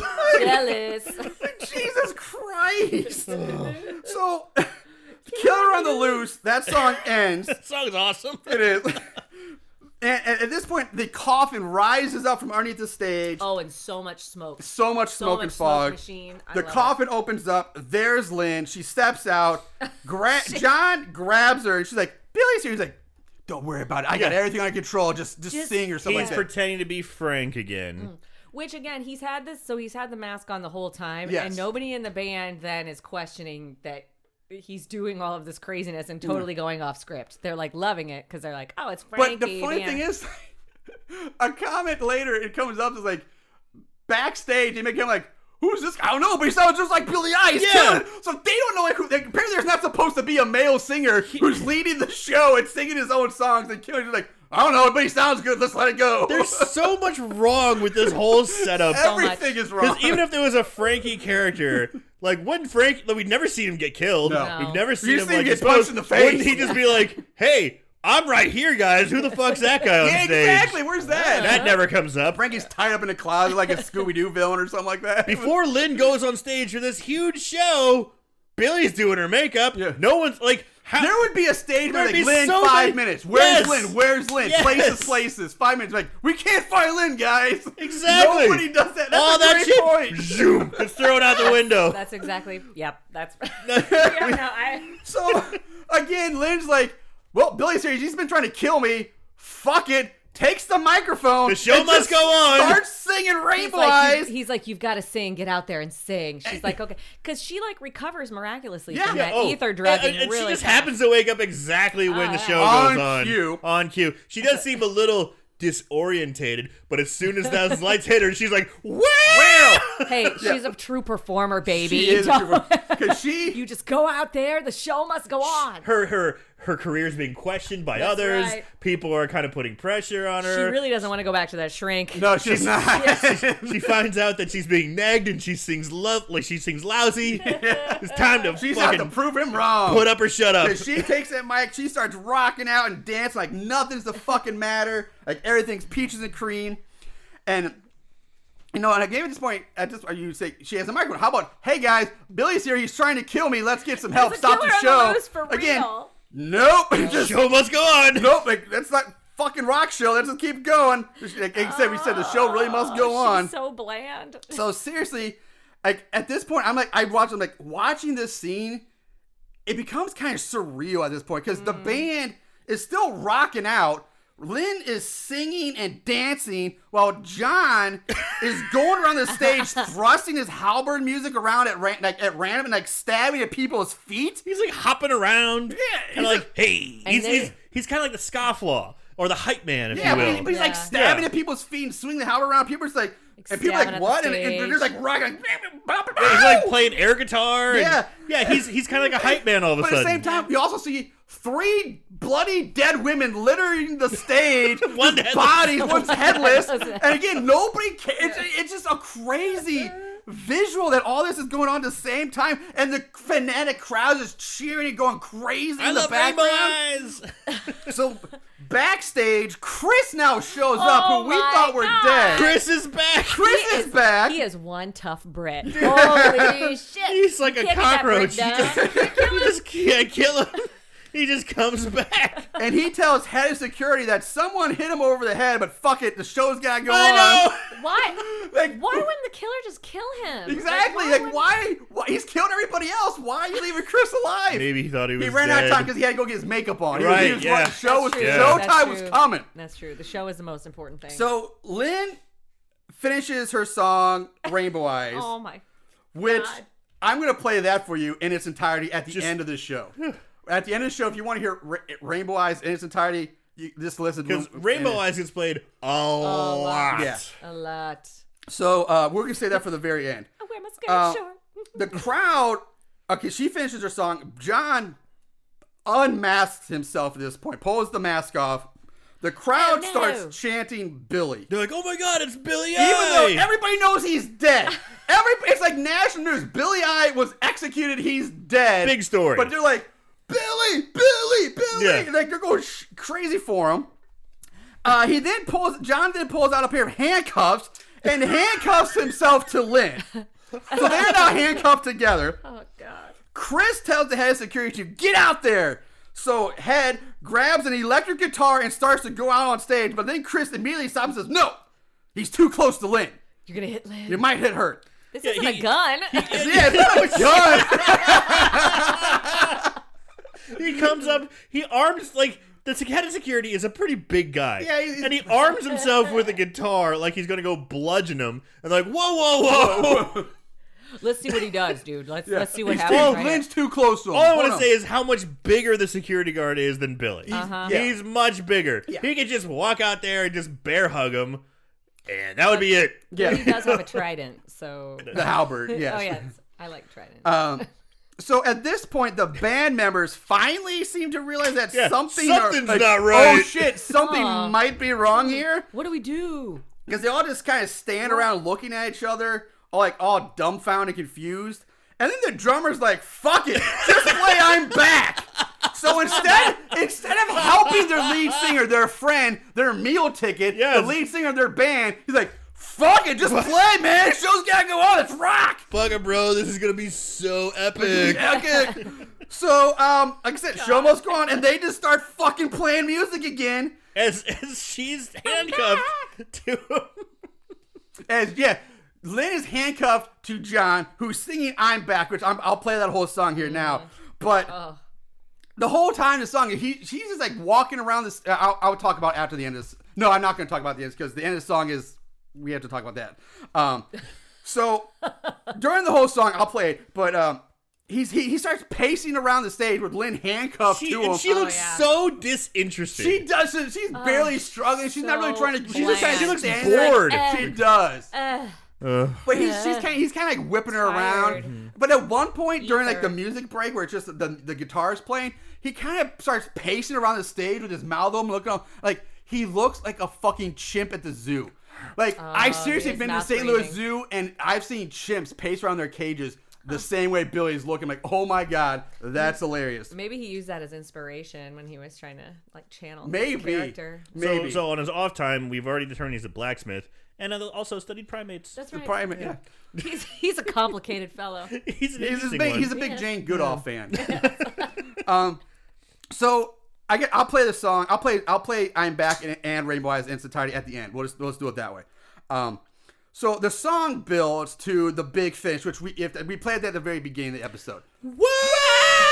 So it's building to the finish. It's building to the finish. The handcuffs snap. They break. So Lynn's able to get away. Like what? Did they break? Yeah, It was so weird because he's dragging around the whole time, and she kind of bumps into him, and then she's free. Well, because he does like he's doing like he starts he's like he's singing like when you least expect it, I will attack. There will be hell to pay. And he's like backing her up. He's facing her back, and when he says "I'm back," he like spins back to the face of the crowd. And when he spins, that's when you kind of see the handcuffs break there. So she gets away, and she kind of runs. She gets away. That's when the security guard That's says, when big. That's when Chris says, "How?" And no, I take it back. Chris. It's no, because Chris goes out there with the guitar now. So head security, which we say is fucking useless, is even more useless because he doesn't even go out there to do his fucking job. Nope. He He does. needs the tiniest Brit man to go do it. And he's a small man. He is a small man. He So does Chris- suck. I mean, Yeah. after all. Chris it's charges the stage, charges John, and like a true rock star, smashes John over the head with a fucking electric guitar. It breaks over his head. Right as John goes into the big ending. Now, one would think that getting smashed over the head by an electric guitar would knock a person the fuck out. That would hurt. Nope, not fucking John I. Harper it don't. This son of a bitch doesn't even miss a beat. He keeps on singing as sparks from the guitar are exploding around him. Shit's going crazy. Blood's running down his face. The broken guitar like hanging over his Like shoulder. draped over his shoulder. And he just keeps fucking rocking out. He takes a breather. He goes, and then he hits that last like, looks right into the camera, says, "I'm back!" Freeze frame. Roll the fucking credits. That's how this fucking movie ends. What the shit? What the fuck did we just watch? So with that, I don't know. What? Was he electrocuted? See, at first I thought like, oh, he got like he's going You like can't get electrocuted. and then he gets electrocuted. And he's like, and he gets in that like and that note becomes like his electric death scream. That's what I thought. Like then he keeps going like, oh no, he's just still singing. No, he's just a badass. He's just yeah. I don't think you can get electrocuted by an electric guitar. It's grounded. Yeah. You can't. No, you can't. You But can't. once you smash it over someone's head, fuck that. The ground is broken. All rules are off, Oh, baby. man. That's metal. It's the metal. It is the metal. He smashed We it love over the his metal. head. Smash it over his head. If the neck broke, it's draped over his shoulder Yeah. by the strings By of the the strings, guitar. yeah. He's screaming into the camera as sparks it's are exploding. Sparks are awful. flying everywhere. Blood's running down his face. I'm back. with his crazy. All right. With his crazy makeup. And then it just freeze frames. You get no closure. I mean, I guess he doesn't die. Does he get arrested again? Who fucking knows? He probably went on to win a goddamn Grammy or something. Who fucking knows? Who cares? I mean, Yeah. I was like, thank God, this is over now. Now I can I'm live serious, my like, life. Did they just run out of time while filming? Did they just give up and say fuck it? Like this movie is like unfinished It's to me. part of the Like, mystery. Like It's I part think of they it. wasted so much time on these useless shots that they didn't need. Yeah. They just like, well, fuck it, just ended. Like how do you end it like that? That's crazy. I'm so tired too of in horror movies. So many people acting like regular, just crazy people, psycho killers are like Jason Voorhees, where they have like these superpowers all of a sudden, yeah. supernatural, I can't die powers. Like, just he's a person. Like, I kill will him. say Scream. The first Scream seemed to do a pretty good job of keeping Yeah. like because the guy would get hit and they get knocked down. They got And beat up. They got got beat beat up and hurt, but there wasn't anything like crazy like getting hit like this. But yeah, but you're right. So many of them, especially on this show, we see it all the time. Like just Yeah. regular killers are saying like supernatural, unstoppable beasts with ungodly strength. You can pick up more people with one hand That's off always the their thing. They ground. grab somebody with one hand. You're like, ah. And just Iron like some claw. average like 5'10", buck Right. 65 killer. Like what? Steroids. A hell of a drug. So, oh my god. So anyway, that's the movie. And you think it's over. You think it's over. If you watch the link we did on YouTube, if you go to the official Sebastian film page and watch the official one, And that says like full edition. full or, like, edition, and the runtime is an full hour run. and 38 minutes. Yeah. So look for that one. Yeah. You watch that one, it ain't over. Because after the credits, oh boy, it gets even fucking weirder. It gets so much weirder. Because after the credits, there's like a 10-minute or so, quote unquote, movie / documentary / infomercial. Yeah, it's more of an infomercial / testimony. Yeah, testimonial. I missed this. That's I why I didn't was like, know. watch That's why the we full said we version. told you watch Yeah. the whole To the thing. end, all Yeah, the way We through. told you watch the whole thing. I found the one on YouTube and I watched it, and You I didn't just watch saw. it. You didn't watch it. I all guess the I way. must have missed this one. Whoops. So Dude. Kick. I- Lay it on me, All right, guys. Sarah and I will talk about it. Oh my- I So don't know what- basically, it's Beverly and Ferd Sebastian. It's like, what are they up to now?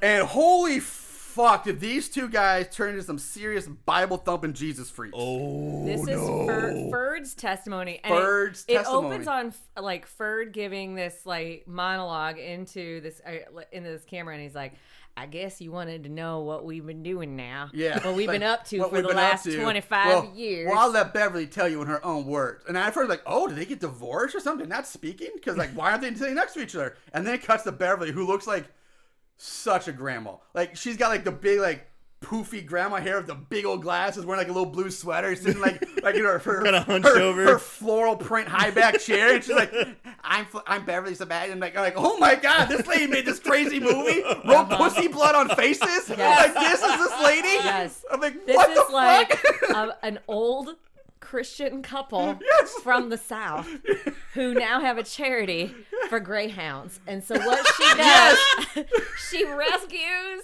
retired racing greyhounds, and we got together this charity, and we put the charity in the local prisons. And so she also, it's my actually like a God. really nice charity. It Yeah, sounds I like wasn't. Yeah, it's a greyhound rescue program where they rescue greyhounds to adopt them up to families, but in the meantime, they train the greyhounds and to be rescue animals. to service animals. Yeah, service animals, dogs, service animals. and they take them to prisons where prisoners help train the training. dogs. Yeah. Okay. And so it's this big charity program. And I'm like, okay, What that's the great. But fuck? So she talks about 5-10 minutes talking about that. And like, here's this and here's this. It's like and, a pitch for their nonprofit. yeah, and to get interviews with prisoners saying how great it is. And It's- this program saved my life. I was on a bad path, but these dogs showed me I love like I've never felt before from this dog. And I like, just oh. love these dogs, and I know that when I get out of here, this is what I gotta do. This is what I with gotta my do. life. This is my life, Colin. I gotta help these dogs. I'm like, oh my god. And then and then that one ends. And did you have any more to say? About No, the just that they cut back to like Beverly again, giving another quote where it's obviously like a few years later, and her hair is in like a ponytail with a scrunchie, and she's just like, "I love these animals," and I just wanted to tell you. And she also mentions Jesus many times. Many she mentions times. Jesus, that I used to do things, she said, that weren't very good. And you know, I met Ferd, and he really changed my life. Like this and these dogs, they changed my life.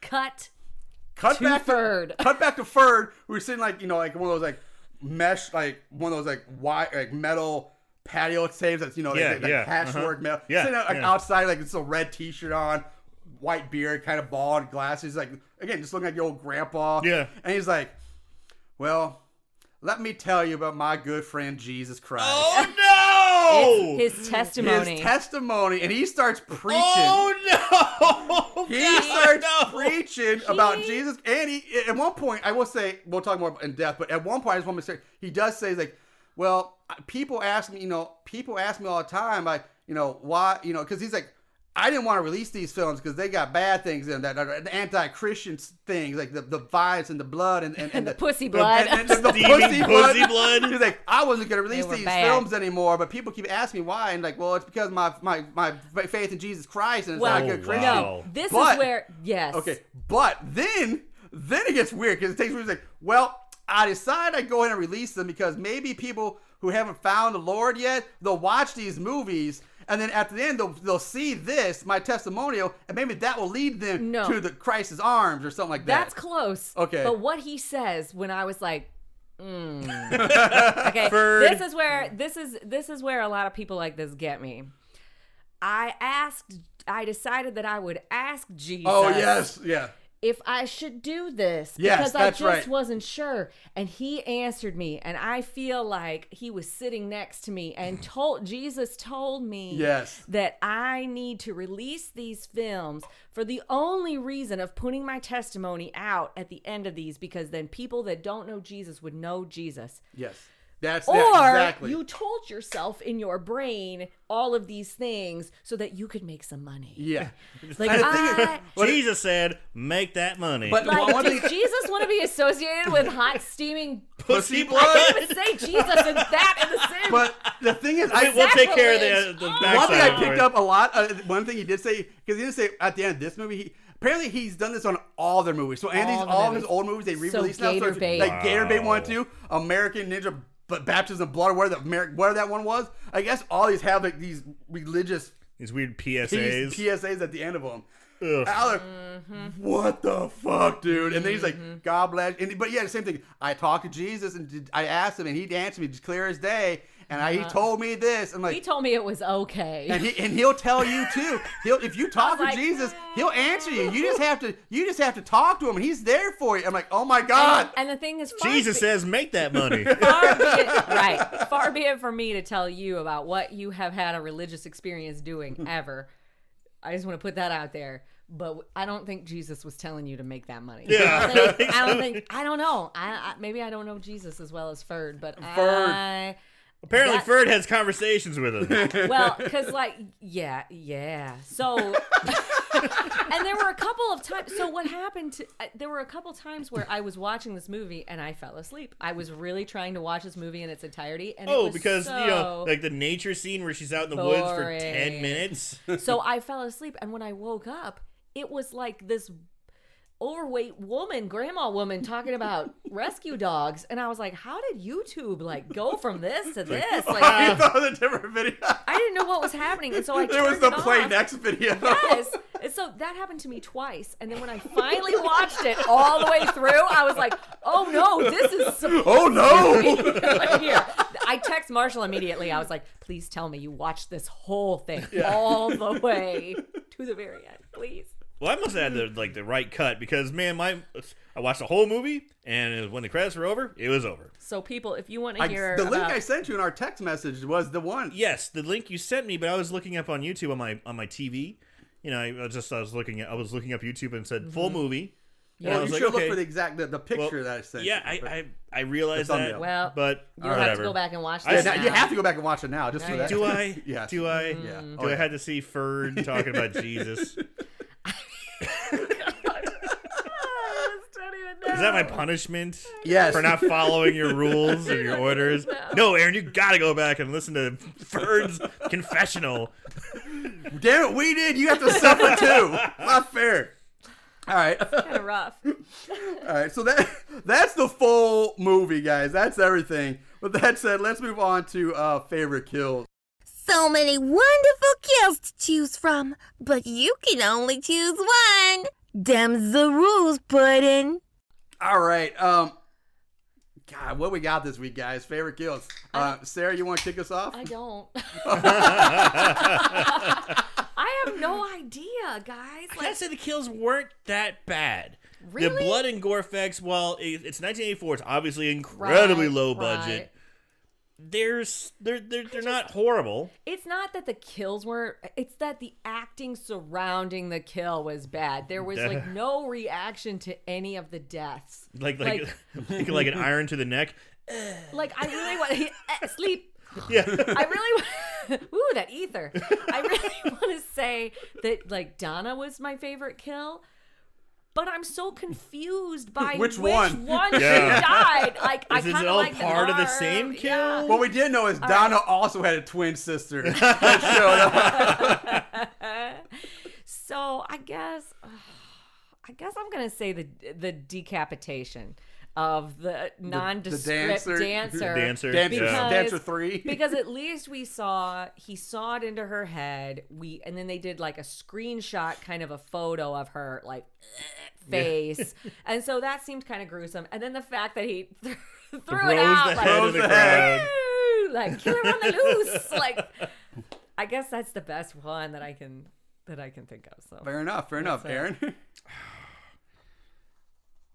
For me, I'm kind of with you there, Sarah. I love that one so much, but I also kind of love the one where he impales that chick on that Mary. when her body's made of jelly or something. Because he Paper just mache. so gently puts her on there, and she just goes right through it, just with no effort. Even like smushes her in a little extra. Like there you go. that was supposed to go through. Yeah, it's a toss up. But I think I'm gonna have to piggyback off of Sarah's and say the decapitation, because the whole stage presence, the outfit he was wearing with the mask, I thought was kind of cool. He's running around with that insane good. mic stand that's made of a halberd. Thank you very No, much. thank you. That was good.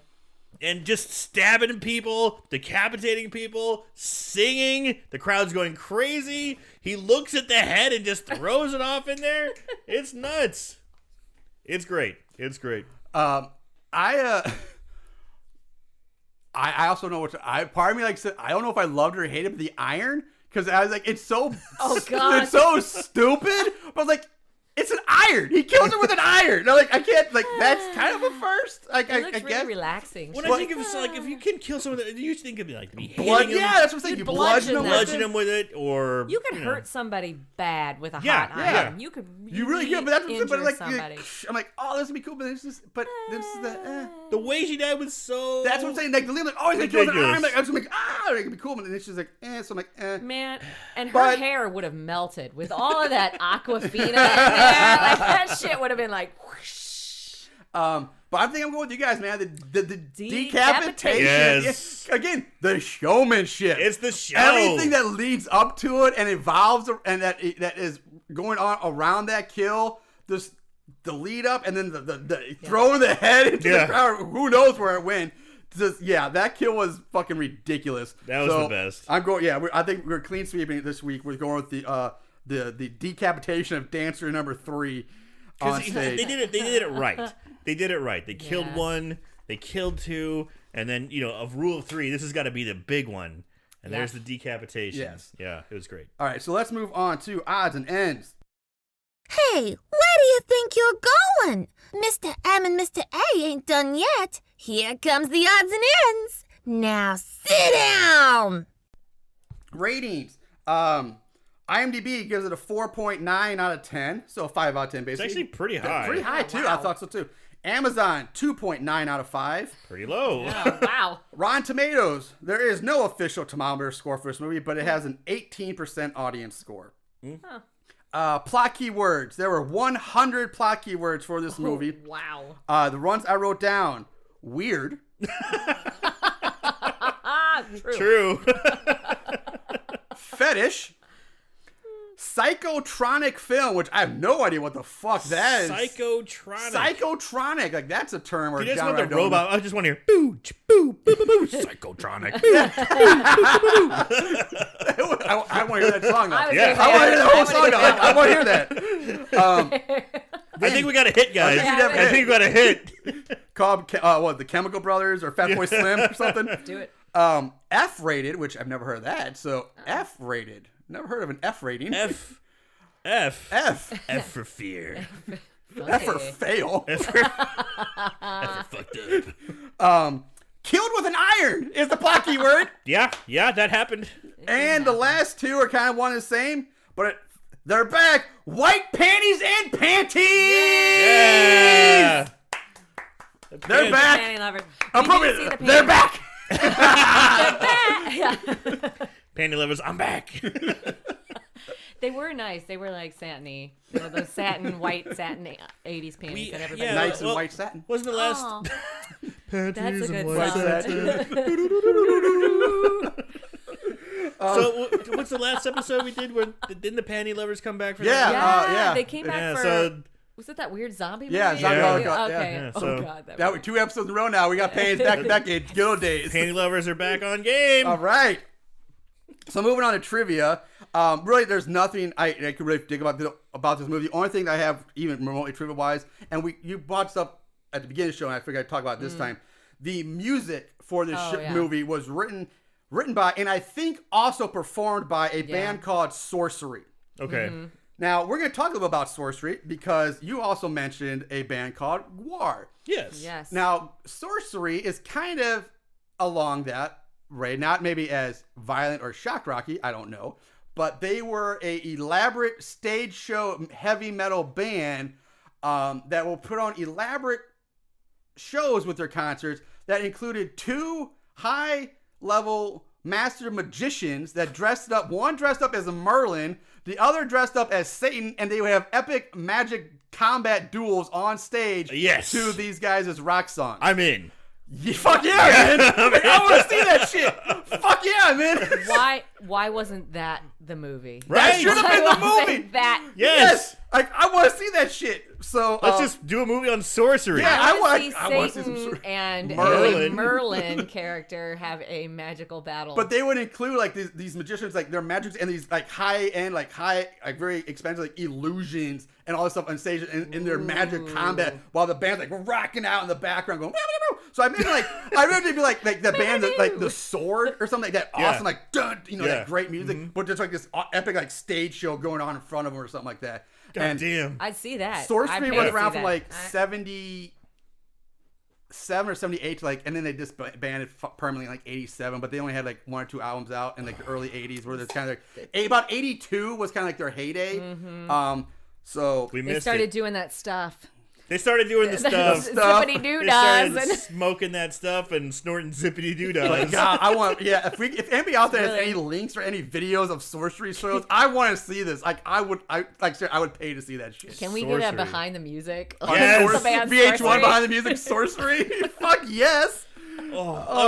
Because when you watch the show, that the last 15 minutes is the show. Yeah, exactly. That's basically. I was like, they probably just like sorcery. Yeah. What do you do? And we didn't really mention it, but like they started off with this guitar player. We mentioned he's shredding, but man, it's really good. He's really doing shredding. with one hand these notes, and he's doing these little. You can tell it's him playing. Yeah. He's not just dicking No, around. the guitar playing kind of reminded me of something like the Dragonfire guitar work. Yes. They're just epic This guitar guy riffs is very and- technically skilled. Yes. Very technically skilled. yeah, very, very good. Yeah. He's not just a rocker, just like knows 3 or 4 chords. No. This guy is a master. You can tell he's like an amazing musician.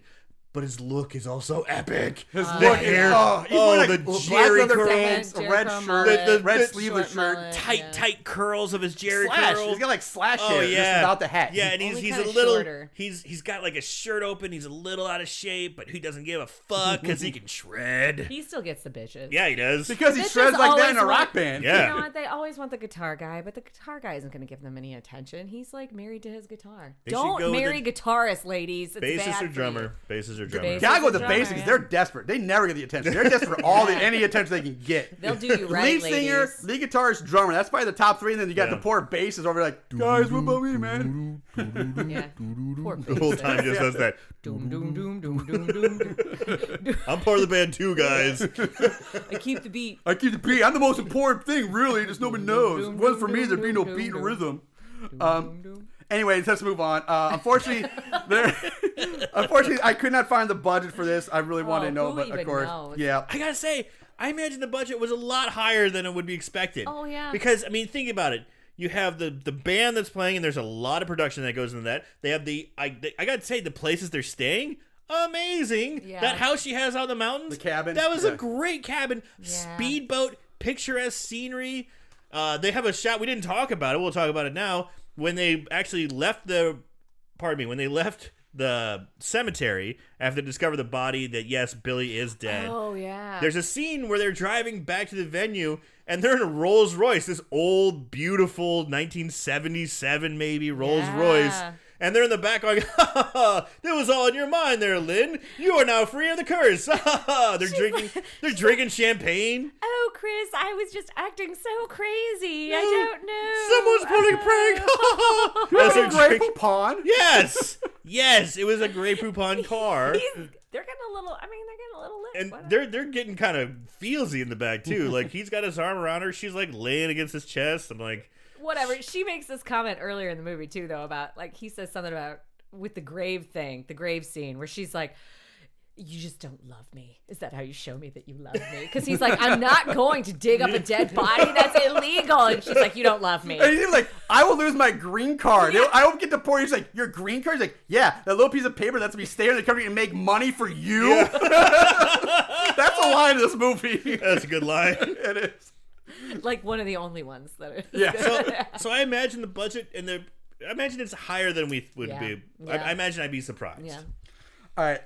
Man, Ferd and Bev are really making a lot of money on that charity.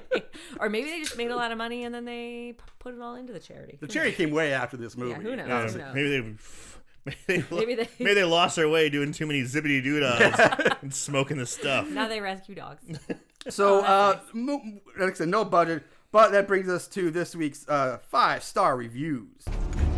At the end of this day, one shall stand, one shall fall.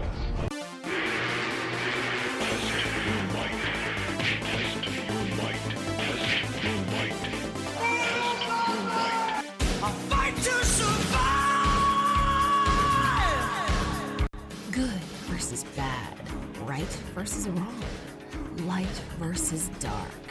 In the end, when the dust settles, who will be left standing after Mortal Kombat combat? All right, there are 18 total reviews on Amazon for this movie. 27% are 5-star, with 23% being 1-star. So very split. Very split. Oh, wow. 5-star reviews starting off with from James Bradley, just writes, great. 5 stars. 5 stars. From Pretty solid review. from I Am Chaos, spelled Kaos. Okay, so maybe my rating for Rocktober Blood is a bit biased due to my love for metal music, but it is still a great addition to the horror archive. The film itself did not deliver like I thought it would, but the band most certainly did. There's not much else to say about this film, really. If you like metal, buy it. If you like cheese with your horror, buy it. That's simple. 5 stars. Damn. Man. from Drag and Drop. Drag and drop. Rock! Great hair metal horror movie. Great laughs. 5 stars. Dragon Rock is a metal fucking name. Drag and Drop. Not rock. Drag and Drop. I like that. Still metal. It's still pretty metal. Just because they got dragon in his metal. Now it starts making me think of it like a dragon pooping. Yeah, exactly. Drab and drop a load. From Amazon customer. Now, this is a movie that no horror flick fan should be without! Exclamation mark. It is up there with the likes of Evil Dead and Trick or Treat. Metal music lovers will even appreciate the soundtrack to this movie. So if you're a horror movie / music fan, so basically if you're a human being, get this while you can. I highly recommend it. 5 stars. All right. On the other side of that coin, we have the 1 stars from Fulgore.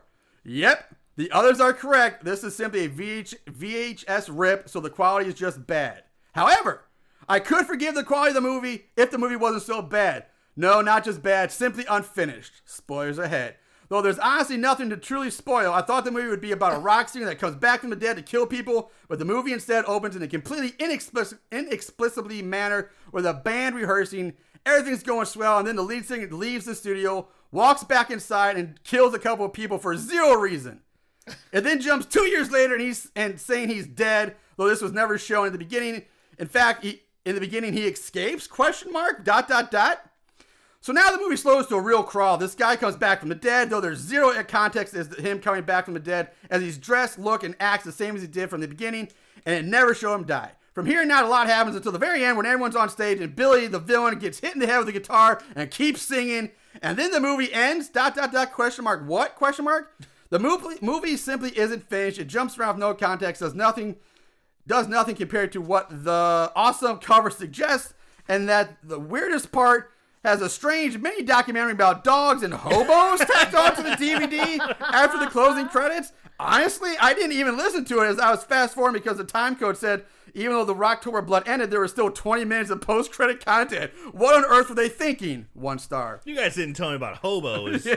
Well, they weren't. They were prisoners. Oh, okay. They were prisoners. Last one from The Boss Guy. Who love dogs? One of history's worst movies ever created. It's hard to believe actual human beings made this because it appeared as if it was produced by wild apes and the script was written by 80s rock and roll baboons. A speculative logical explanation could have been made that these actors and directors must have been taking a ton of illegal drugs during production. The film is total trash from start to finish. It's almost totally comical, the sheer level of badness it stoops down to. This is low-hanging fruit entertainment for the absolute lowest common denominator of our society.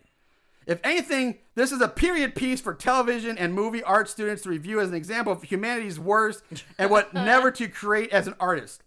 Plot. Rock and roll weirdo and loser guy stalks and hunts pretty girls in his band and comes up with a plot to go on stage and slaughter more folks, practically half-dressed maidens chained up next to heavy metal 80s musicians. If you want laughter and an example of just how bad the horror films were in both the 70s and 80s, then take a look at this garbage pile. As a youth, I remember garbage level movies and shows like this one, and today I can only speculate the rationale as to just why heavy metal music, weird 80s rock, violent cheesy horror films, and bizarre images of Satanism were so popular and appealing back then.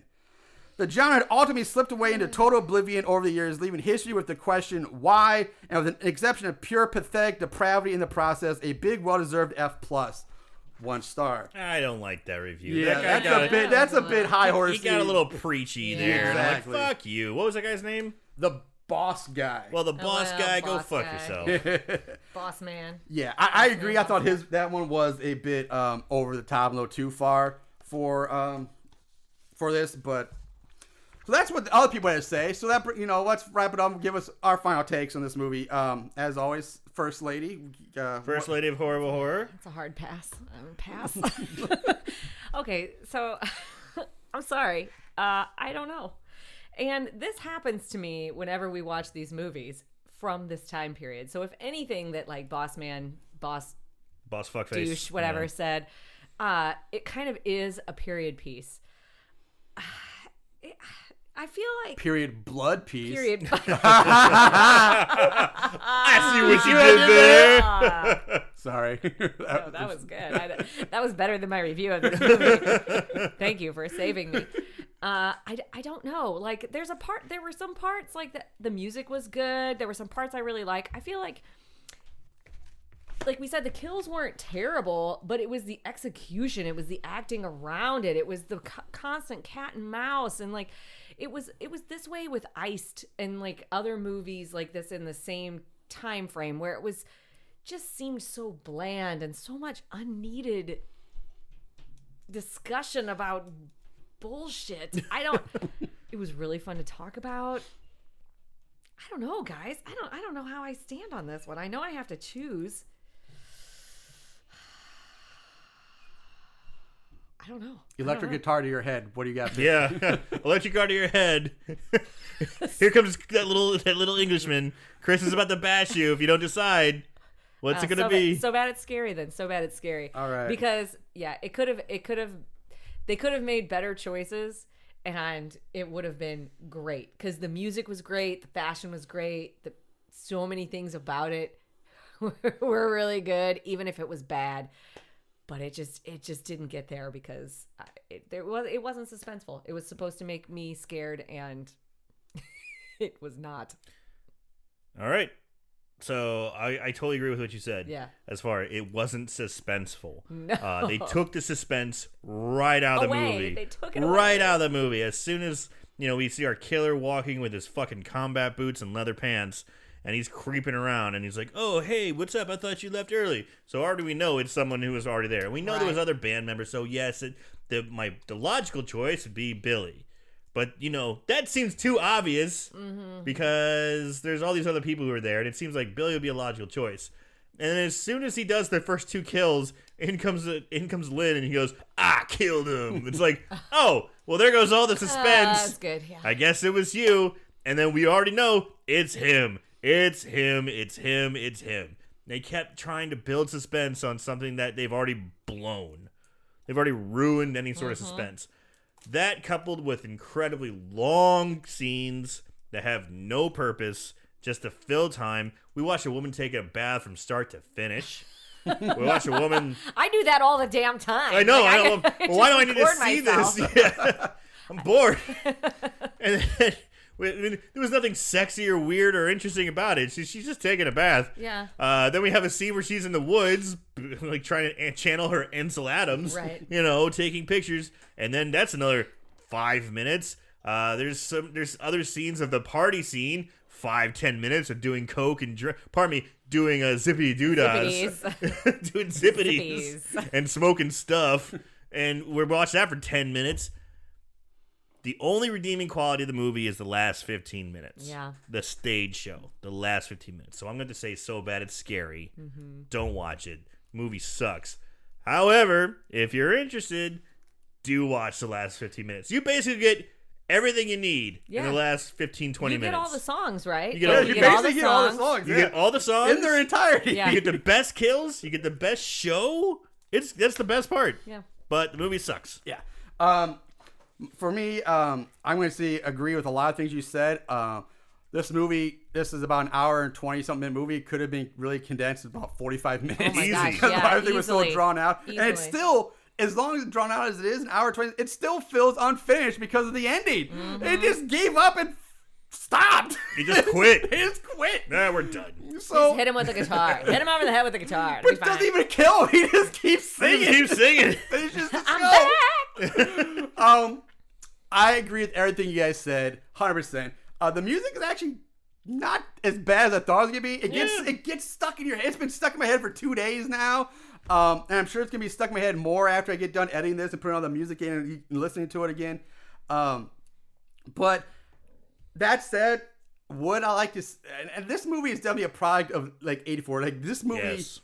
Like I like the premise. Like I like the premise. Like the band. Yeah. Like I would love to see the band. Like maybe they should have played more of that satanic rock and satanic panic time. Maybe he was a saint. Where maybe he came back from the dead. That was a big panic. In yeah. the Like 80s. maybe that could have been a thing. Like it's fuck the twin brother thing. He actually does comes back from his Satan music or something like that. Reincarnated from satanic music. My power, my music brought me back. MTV is here. MTV is here. That would have been awesome. Like I've been on board with that. Like that should have been like Chris, the manager, brings him back. Ooh. Oh, Billy is dead. We need to have a hit. Bring him back, Satan. Yeah, there we go. That said, That's not what happens. That said, though, I wouldn't mind if they remade this movie today and did it better. I would totally be on board with that. Like, I would watch a remake of this. In some old episodes, you did say you were thinking about introducing a segment. Yeah, called we didn't do it enough, but yeah, boot reboot. Boot or reboot. So this movie, would you want to boot it or reboot it? Okay. My final judgment is so bad it's scary. Okay. Except for, like you said, last 50. Watch that stage show. Yeah. Fast forward to like the concert starts. Watch it from there. It's worth it. That's worth it. It's worth it. That's worth it. But overall, so bad it's scary. That said, 100% reboot. Yeah. I Reboot this, remake this, modernize it, get rid of the twin brother thing and make it more satanic, devil worshipping metal band or something like that. Get Ozzy Osbourne. Ozzy Osbourne can play Chris because he doesn't do anything anyway. He's English. He's English. I don't care about that stupid talk. Just go hit him in the head. So yeah, that said, there awesome. it is. There's it is. So we're three strikes for this one. So bad, scary. Clean sweep. It's 3 strikes, you're out. So that's gonna do it for us, guys. Remember, I am gonna play. I'm gonna attach Rainbow Eyes and I'm Back in their entirety at the end of this episode. So if you want to hear those and enjoy those for what they are, you can check that out. Just let it play all the way. Otherwise, you can turn it off after we sign off. I kind of like Rainbow Eyes. Rainbow Eyes is the tits. It's like, I got rainbow eyes. Yeah. Well, there it is. What does that mean? Is that like I don't know, does but she nobody have, like has rainbows in her eyes? She had gay eyes. Is it all about her makeup? Maybe he was admiring how she did her like maybe the eyeshadow? crazy eyeshadow. Yes. You know, Maybe like, he was just so high on LSD that she had What would they call LSD? Because they call marijuana stuff. Stuff. They call Coke zippity doo-dahs. What would they call LSD? Goofballs. Yeah, but them lickety drops. lickety drop. them they're lickety drops. I don't know, but anyway, as always, Sarah, thank you very much for do some lickety drops and listen to this music. Yeah, we'll be back later, guys. Enjoy. October's here, so we got a whole month of fun October stuff planned. Great. In the meantime, guys, watch more horror movies. Remember to always, forever, keep it, and listen to the music at the end. Keep it tight.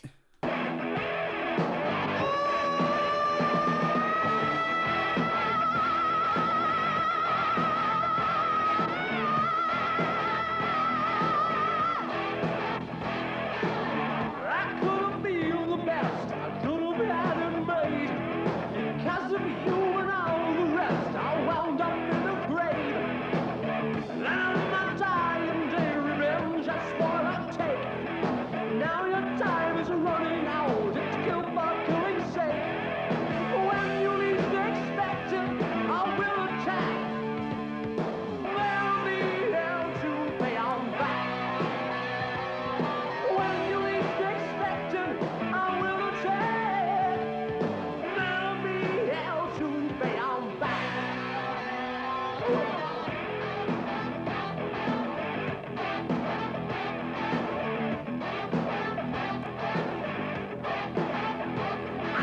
Mystery will fill your mind, a fear invades your soul. Behind me lies the trail of blood, my wrath will take its toll. If you live beyond this day, you'll face a brutal night. And curse the day you saw my face, I'll waste your foolish life. When you least expect it, I will attack. There'll be hell to pay on back.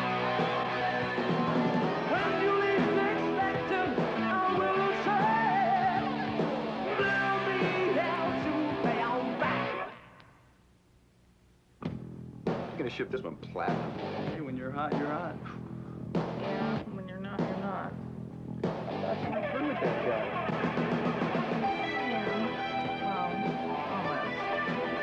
Well, find me somebody else then. Hey, let me put you up with my friend. This guy here, he's no good. You're right. Now, me on the other hand, guitar players, you know what I mean? He's really no good for you. Hey, I'm really no good for you. Come on. Maybe I should just check it out. Yeah, don't do that. Just look at seniors. You know, they're all the same. Okay.